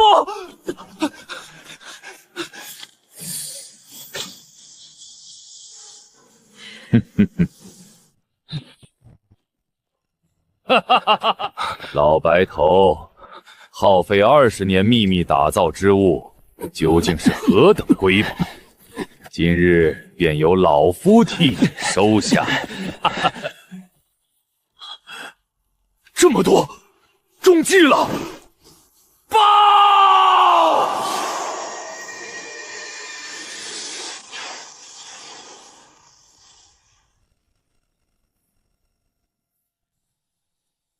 方才1200张在火山火相符上同步引爆，滔天烈焰席卷整片山林。我提前扛着师傅狂奔数百米，终究没能完全躲开巨型火球的灼烧。苏海，刚才那是什么？师傅，那是1200张火神符。1200张？这……师傅，你舍命护我，我不该再有隐瞒。师傅，我有一个能……苏海，你听着，你有常人没有的机遇，但不管你手中是什么，千万不要被他人知道，不要重蹈师父当年覆辙。若不是我老白家暴露了这本百世炼宝录，也不会招来满门灭族之祸。你以后一定要切记，不要跟任何人袒露你的底牌。师父，您别说话了，我扶您回药谷休养。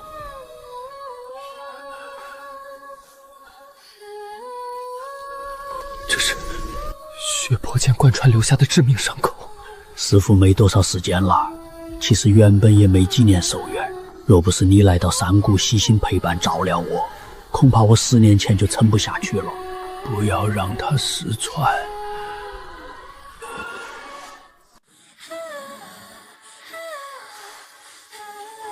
我踏入龙玄门，从一开始就是一场布满杀戮与阴谋的灾难，唯独败入师父门下，是我此生唯一的幸运。龙玄上人一身罪孽，师父或许亏欠宗门历代之人，可他自始至终从未亏欠我半分。眼下不是沉溺悲痛的时候，龙玄上人生死未明，我必须前去报忠心插人清楚。终究还是来晚了。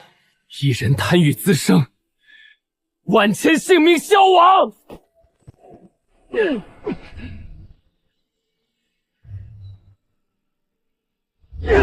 本命法宝一荣俱荣，一损俱损，血魄剑灵性彻底溃散，足以证明龙玄上人早已身死道消，燕北这片祸根总算彻底拔除。二蛋，安息吧，大头哥给你报仇了。看来没错，他没能扛下1200张火神符的奇爆之力。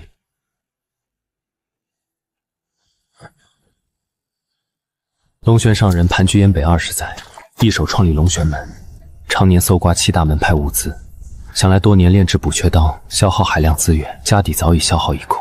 这个算不上完整全本，仅记录炼器直至筑基后期的修行法门，结丹境界相关修行内容全部缺失，但已经足够解决我后续修行难题，不用再担心卡在境界瓶颈，法力自爆身死。而且卷内完整记载，炼器到筑基全套高阶攻扎法术，正是我一直苦苦寻觅的东西。师父离世，如今我便是这套剑阵唯一持有者。这4柄钢天剑皆为顶尖极品法器，锻造材质品级甚至远超昔日威风横横的血魄剑。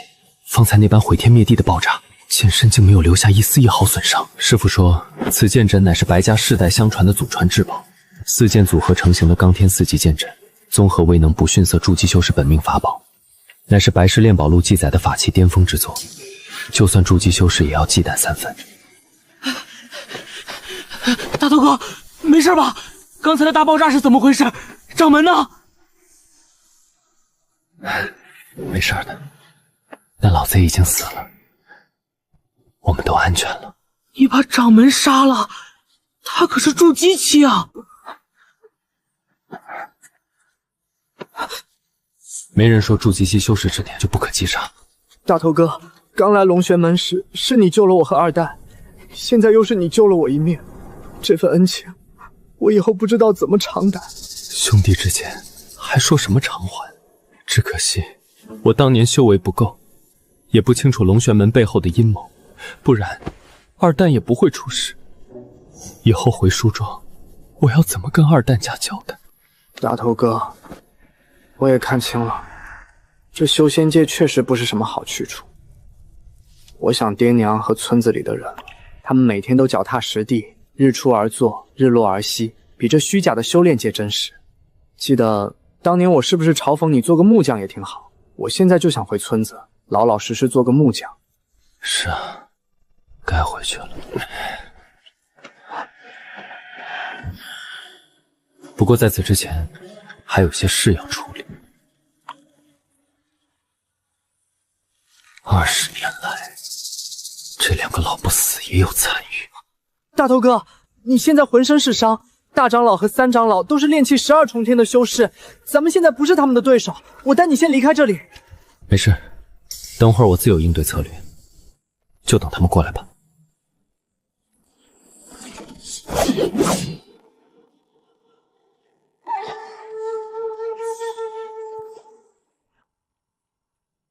宁老头，好可怕的余波！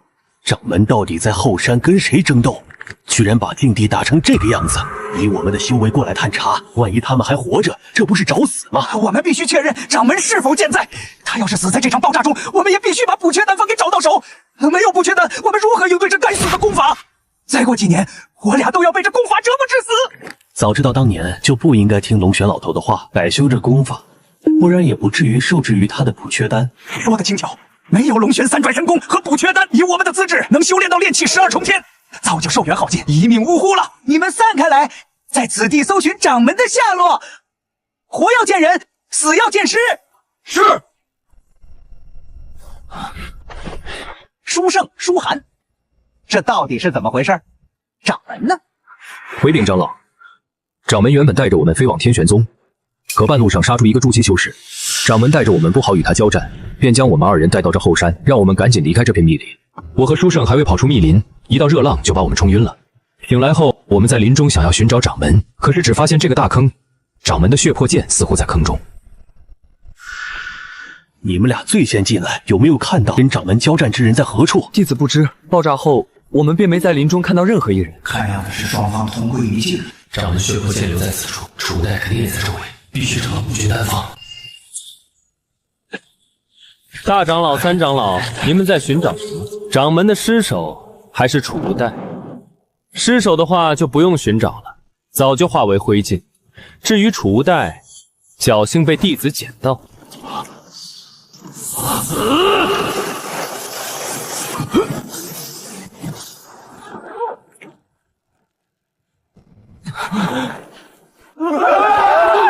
狗蛋，你去安抚一下大家，让所有人不要慌乱，全部到深坑边上集合。都过来集合！我和大头哥有事给大家说。我知道你们所有人此刻都一脸惶恐，疑惑后山惨剧的真相，疑惑掌门与2位长老的死因。今日，我便将龙玄门隐藏了20年的滔天秘辛尽数告知你们。你们一直敬仰的掌门龙玄上人，根本不是什么正道修士，他苦修的龙玄3转神功存有致命缺陷，寿元修为皆有桎梏。为突破瓶颈延续寿命，他耗费20年时间暗中炼制邪门补缺丹，而这补缺丹的药引，从来不是天才地宝，而是你们身边所有天赋出众的同门弟子。这些年，所有通过通天石达到炼气6重天，被掌门亲口许诺送往天玄宗深造的师兄师弟，没有一人踏出燕落山，他们全部被龙玄上人秘密抓捕，活活炼制成补缺丹，供其突破修为延续寿元。大长老、三长老2人全程知情，全程参与。2人修炼同源功法，同样被功法桎梏，被补缺丹挟持。20年来默许纵容这场屠戮，助纣为虐。是前年被送去天玄宗的师兄，还有往年的几位同门，全都在这里。你们皆是燕北各村挑选起来的孩童，自小入龙玄门，此生都将宗门当作唯一归宿、唯一靠山。可你们万万想不到，你们仰望的宗门从来不是修行净土，而是世人血肉阴邪鬼华的人间地狱。原来资质平平，竟是我等最大的幸运。若是当年我也突破6重天，今日也早已化作坑中枯骨。大头哥，那龙玄门之后何去何从？龙玄门还是散了吧，没有筑基期修士坐镇，日后迟早会重现当年7大门派攻山的惨剧。况且1200张火神符引爆，整座雁荡山烧成一片火海，殿宇药田尽数损毁，根本无法重建。好在你们每个人都或多或少学到基础法术，炼药，练起手艺，回到燕北各个村镇，总能凭一身本事安稳谋生。以后大家都会有属于自己的好前程。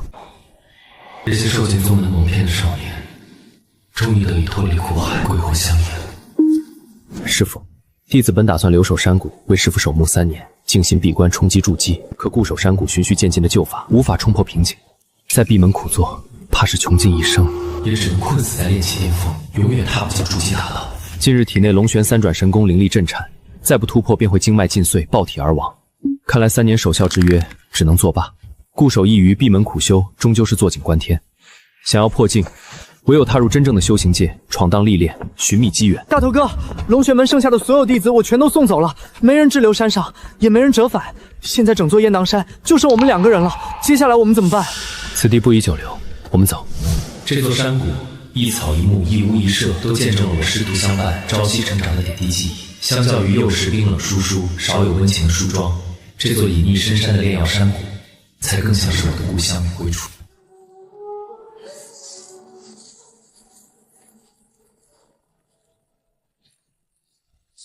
5年了，没想到翠竹林还是原来的样子。还记得那时候我趴在窗前，跟现在一样欣赏广阔的竹海。张仙长守护在身边，高德轮廓。还有二蛋，又来！诸位绿林好汉，在下舒寒。现如今龙玄门已经解散，不会再欺压诸位。诸位为何不能放下昔日旧怨，非要半路截杀我等？你们不会又是恶狼帮吧？仙长见笑了，我等乃是朝天门之人，并非恶狼帮，而且我们也不是在劫杀仙长，只是想请仙长来我们朝天门一叙，共商一统燕北江湖大事。龙玄门覆灭，燕北修行界彻底群龙无首，7大门派必然趁机瓜分势力，争抢地盘。而这些被遣散的龙玄弟子，身怀正统修仙功法，远超江湖5人实力，正是各大门派争抢的顶尖助力。我和我兄弟离家10年，思乡心切，就不愿掺和你们江湖帮派之争。麻烦兄弟行个方便，让我们离去吧。哈哈哈哈！仙长真爱说笑，我朝天门给您的待遇，难道比不过山野乡村？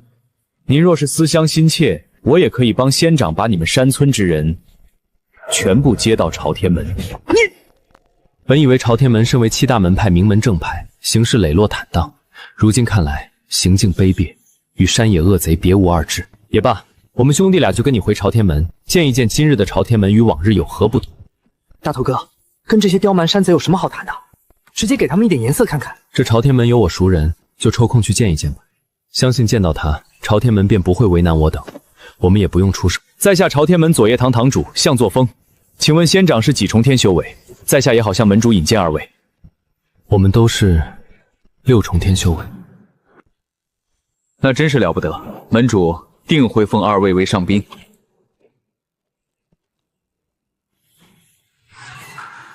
方才若是执意拒绝强行离去，此刻怕是早已被庄奴锁定狙杀，难逃死局。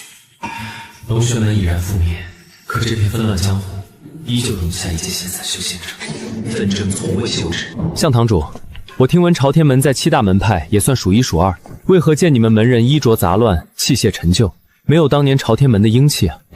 让仙长见笑了。这些年来，龙玄门索取越来越过分，早已将我们朝天门底子榨干。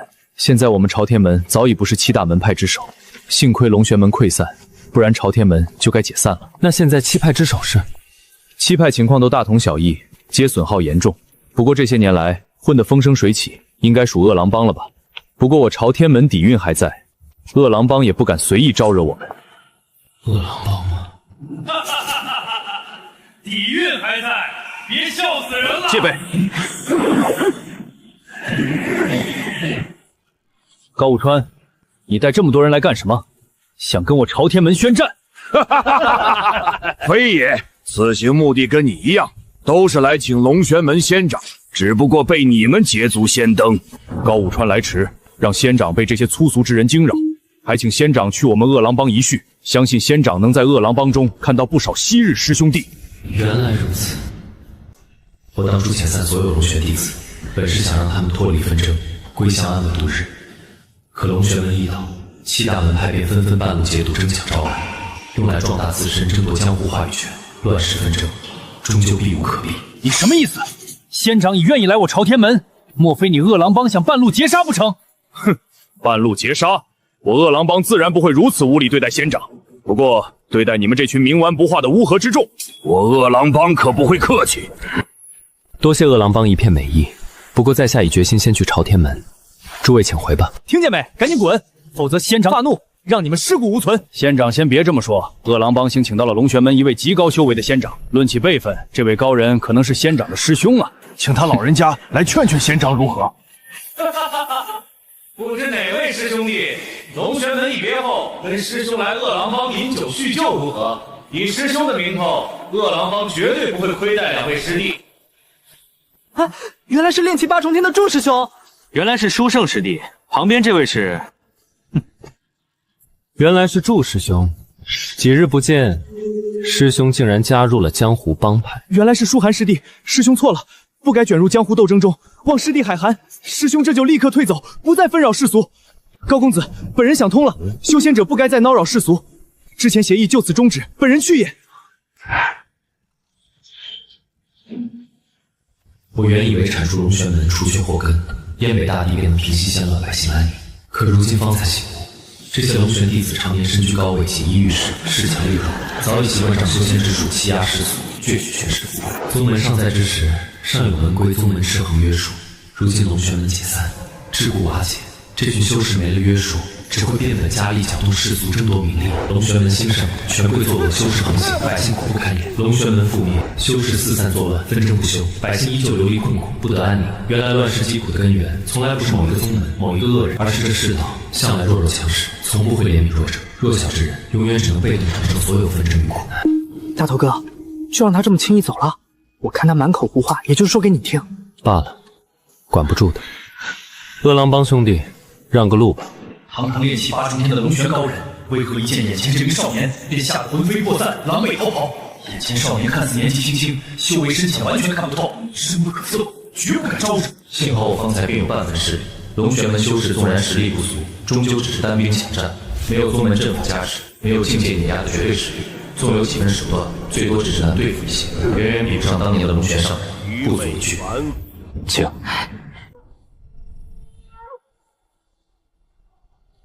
如今朝天门招揽了多少龙玄弟子？回述仙长的话，朝天门招揽的仙长并不多，可以说是7大门派中最少的，仅仅只有5人。不过有仙长的加入，我朝天门肯定不惧其他门派。我还没答应加入朝天门呢。仙长说笑了，请。朝天门山门由不得你不答应。修仙者纵然实力强悍，可孤身一人，无门无派，独木难支，终究难以立足乱世江湖，迟早要依附我朝天门。还想耍昔日仙长高傲派头？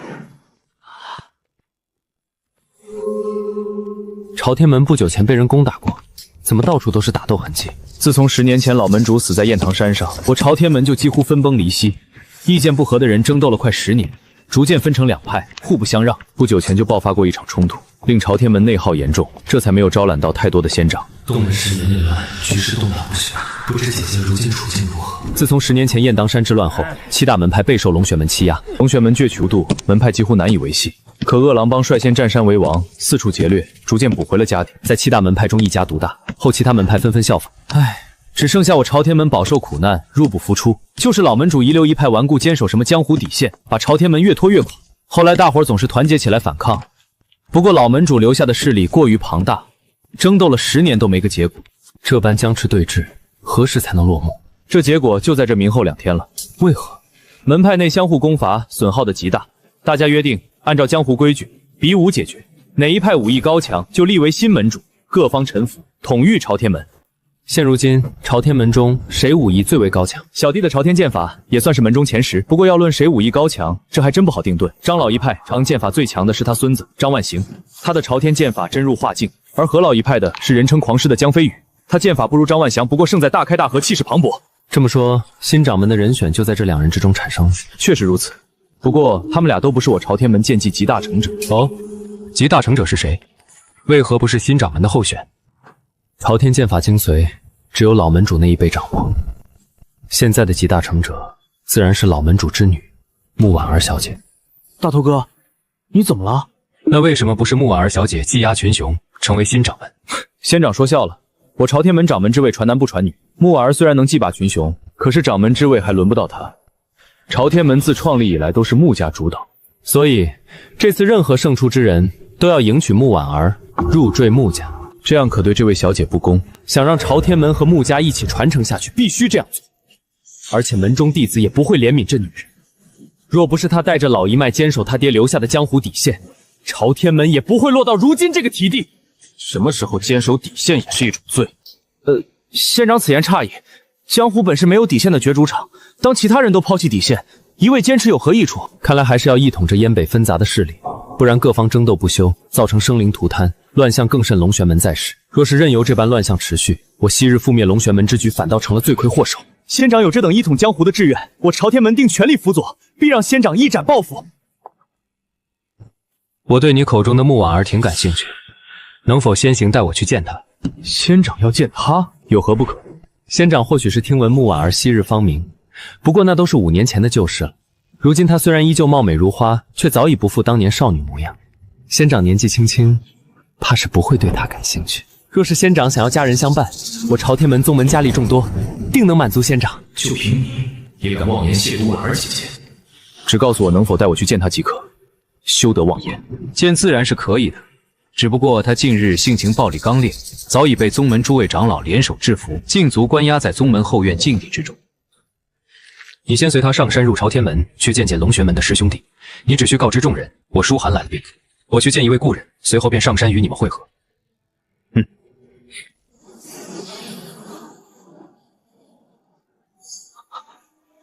仙长这是？我哥的事你无需多问，带我入宗门去见我的同门师兄弟便可。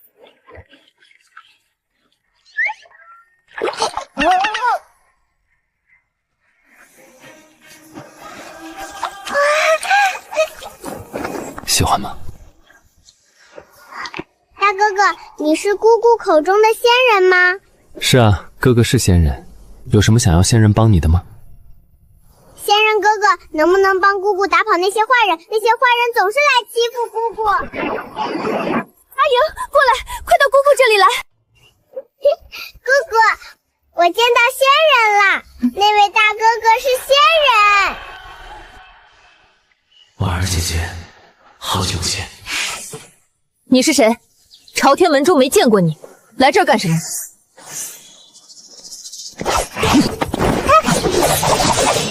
百凤朝阳。我自小在宗门长大，常年练习宗门正统剑术，我清楚这和剑术的全部要义与修行难处，也正是为与我同修剑术的能力。年纪尚轻，施展这套宗门剑术却流畅完整，宗门同辈之中几乎无人能及，水准更在我之上。朝天门何时出了这般年轻的剑道天才？难道是门中几位长老暗中培育的嫡系新人？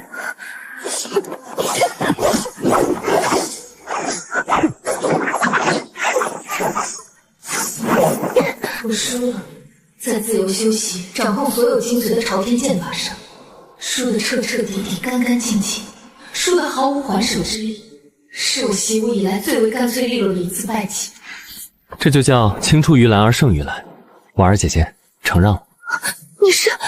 看来这5年间你没有疏于武学，朝天剑法早已真入化境。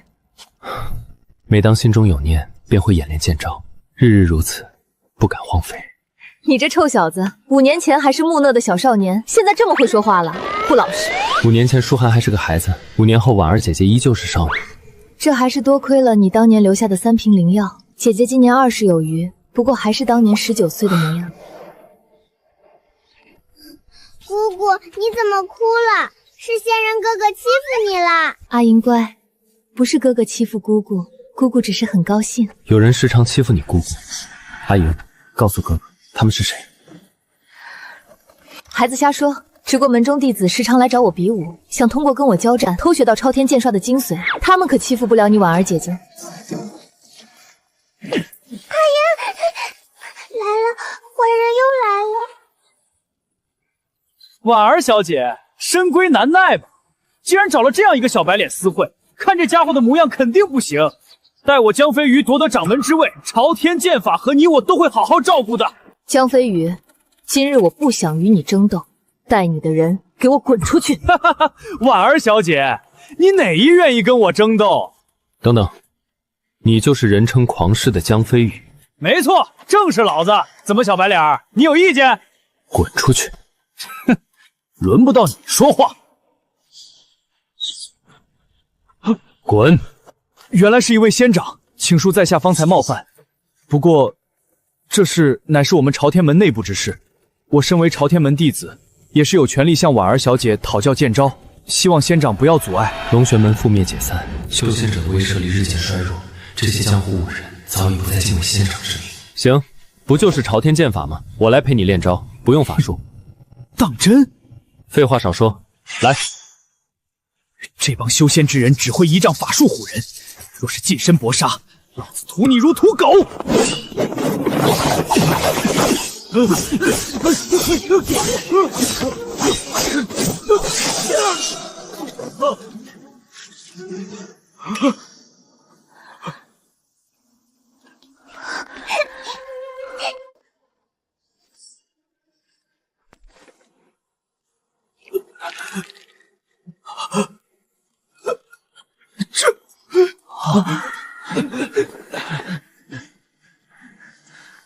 舒寒，你变了。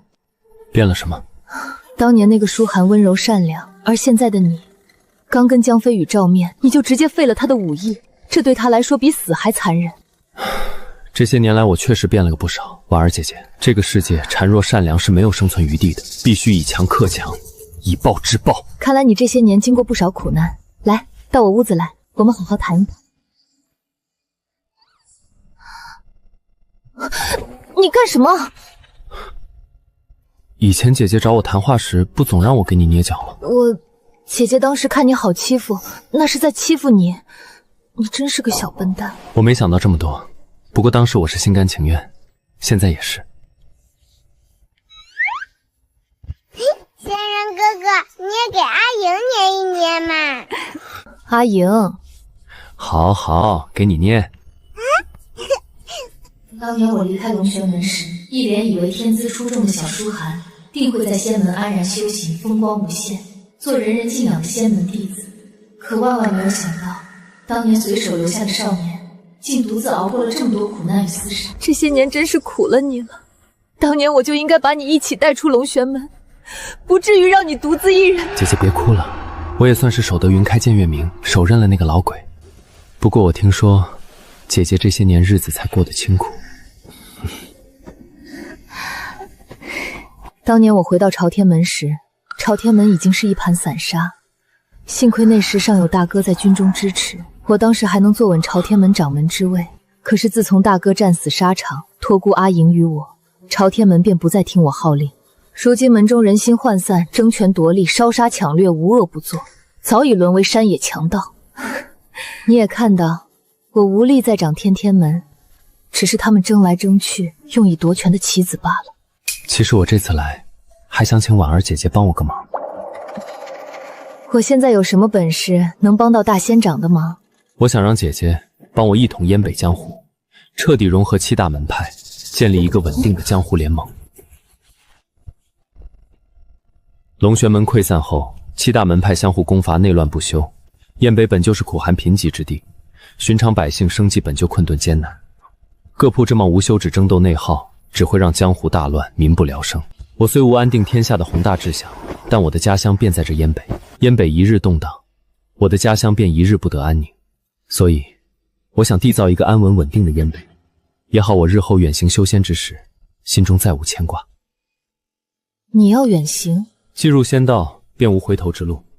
不久后，我便会离开燕北，前往师父口中所说的大云仙域。以你如今的修为，在燕北已然是绝顶无敌的存在，何必舍弃安稳故土，前往凶险万分的修仙界？燕北一隅确实安稳无忧，但我心向大道，有机会攀登更高仙道高峰，便绝不会贪恋山脚下的片刻安稳。更何况，我如今的修为若再止步不前，不出4、5年，便是死路一条。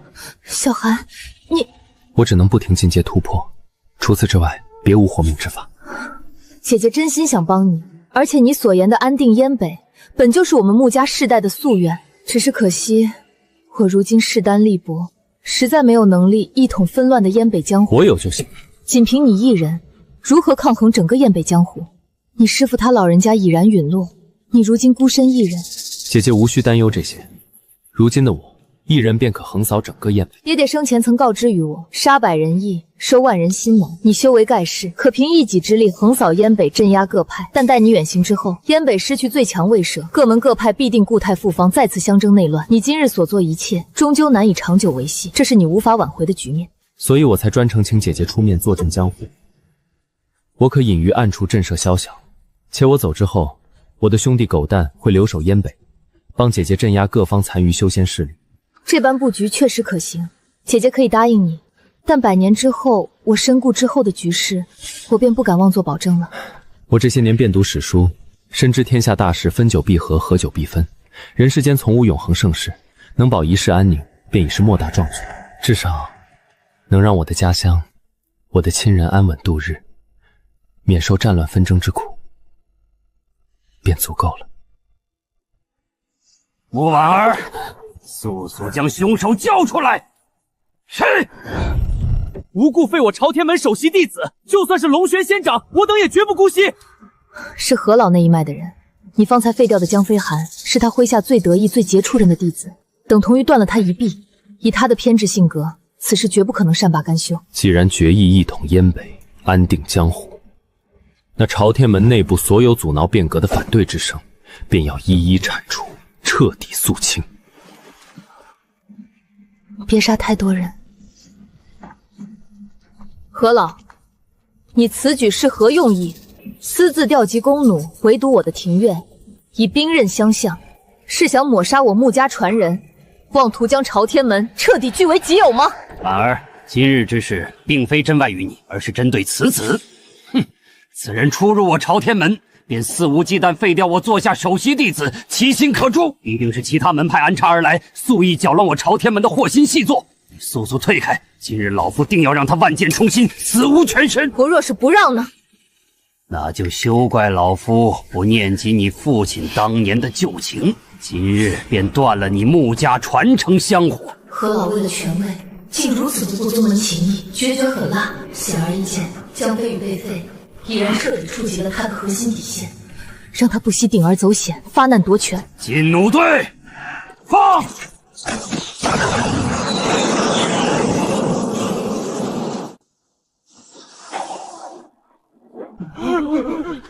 来人，速速去请门中所有仙长，将所有龙玄蹭鱼修士尽数请来，不计任何代价，合力诛杀此老。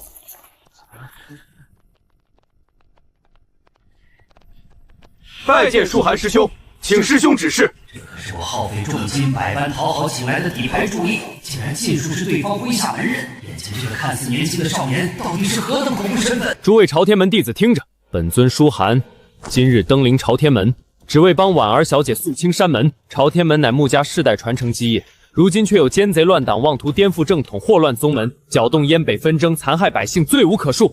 今日起，凡愿意归坠穆婉儿小姐麾下安分守己者，过往罪责一概不究；但凡顽固不化、心存异心、执意作乱者，格杀勿论。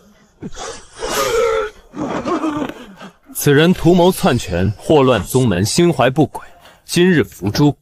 尔等若还有人敢心生异心，作乱滋事，这便是你们的下场。真是滑天下之大稽！7日之前，这残破朝天门居然敢向我们6大派急速递送战书。我自然看过那封战书，言辞狂妄至极，说要一统燕北江湖，筹建朝天盟，勒令我们6派即刻俯首报道，归顺臣服。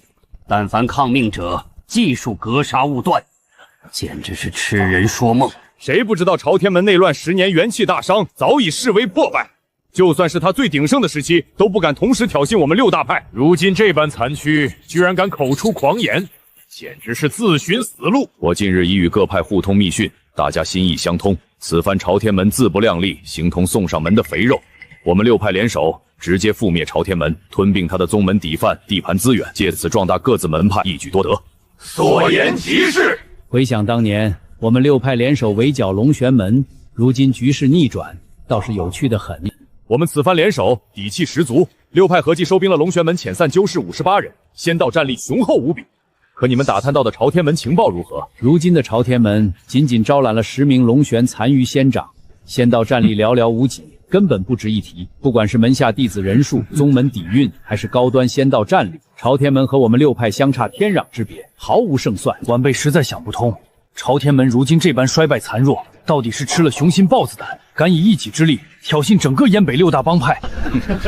怕是朝天门上下都昏了头。大侄女，听说你最近在门派中过得不顺，是不是被那群昏了头的老家伙架着，干出了跟我无相阁宣战的蠢事？若是如此，朝天门的战书便可就此作罢。不如让我们这些老东西带人替你清理门户，将朝天门重归穆家正统，也算我们念及你父亲当年为国牺牲的旧日情分。诸位叔伯，就不必与婉儿开般玩笑了。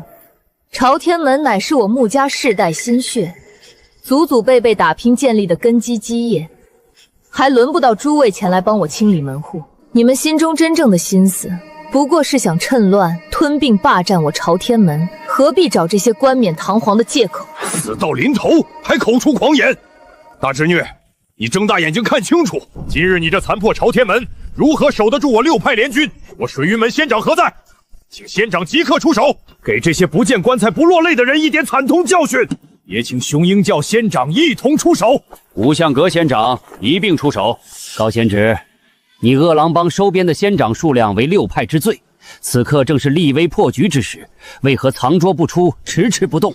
诸位叔伯已经派出30余名仙长，威势足够震慑全场，便不劳我恶狼帮仙长出手了。况且晚辈麾下请来的仙长一路疲惫不堪，如今皆在门中休整歇息，并未随队前来。哼，贤侄此番执意不出力，待到我等联手攻下朝天门，瓜分战果之时，我五派断然不会让你恶狼帮分取半头红烙。诸位叔伯皆是长辈，小辈怎好意思与长辈争抢功劳红利？大哥，我们当真一点力都不出，若是彻底被其余5派排挤，待会儿攻下朝天门，这份战果就和我们恶狼帮彻底无关了。你看穆月儿像是一时冲动、莽撞行事的愚辈吗？这女子沉稳隐忍、谋定后动，确实不像莽撞之人。大哥的意思是，今日在世时常告诫我等，恶狼帮立身江湖，既要拥有狼群的凶狠悍勇，更要拥有狼群敏锐的嗅觉，懂得审时度势。朝天门元气大伤，却敢公然约战6大派，事出反常必有妖。更何况你此前提及朝天门招揽的那名神秘仙长，仅凭气场便硬生生吓跑了祝仙长，这般实力不得不防。就让这些老糊涂先行出手，替我们探清虚实，消耗战力。尔等凡夫俗子，速速放下兵器，俯首投降！如若不然，本仙长与诸位师兄弟联手出手，定让你们顷刻间化为飞灰，尸骨无存！哼！竟敢小觑我等仙道之力！师兄弟们，一同出手，给这些不知天高地厚的凡夫俗子一个惨痛教训！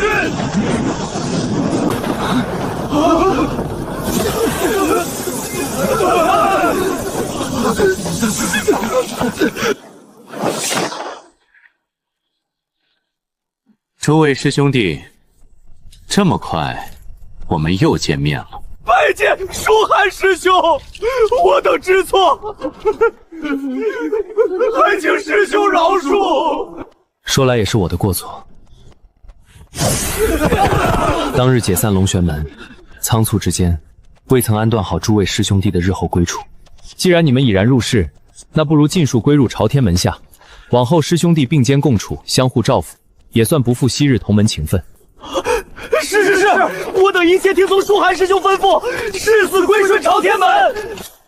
这个年纪轻轻的少年，难道是第2位龙玄上人？这般威慑力，这般掌控力，实在太过恐怖。你纵使策反这些意志薄弱的修士又如何？我6派联军势大，还人数碾压。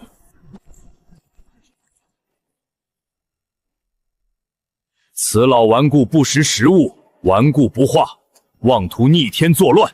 高某先行替仙长将其铲除。朝天门心怀仁义，大德广布，我恶狼帮愿洗心革面，诚心归顺，誓死辅佐朝天门，一统燕北江湖。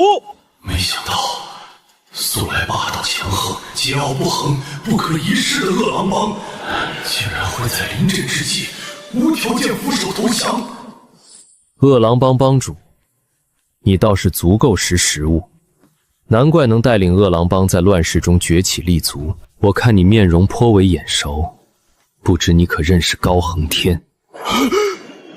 大哥，今日这一战算是彻底落幕了。你出手肃清了所有心怀异心的6派首领，各大宗门掌权之人尽数伏诛。如今6派联军群龙无首，军心彻底崩散，数十万弟子全都被你震慑，全都归入了朝天门。只是大哥，我一直想问，你平日里本就不是嗜杀之人，能收服的人向来不会轻易斩杀，今日为何非要将所有门派首领尽数除掉？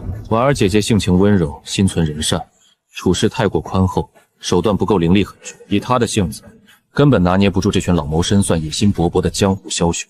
尤其是那个临阵躲歌、亲手诛杀熊莺莺教主的高武山，有我在燕北一日，此人忌惮我的实力，不敢有半分躁动僭越。可我迟早要远赴仙域，离开燕北，到时候无人震慑，他必定会伺机作乱，成为埋在婉儿身边，危及整个燕北江湖的致命隐患。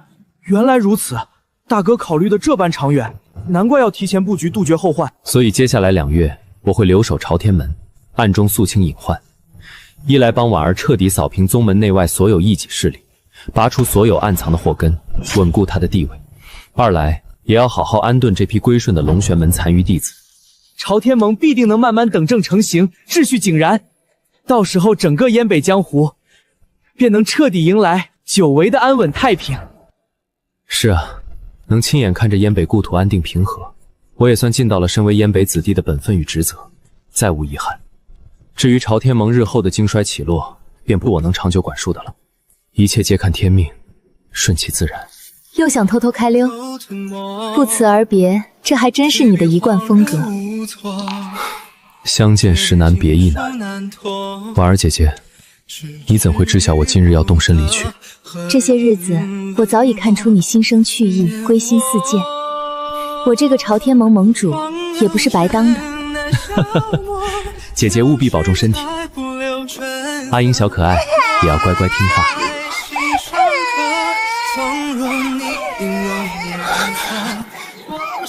再没有回头。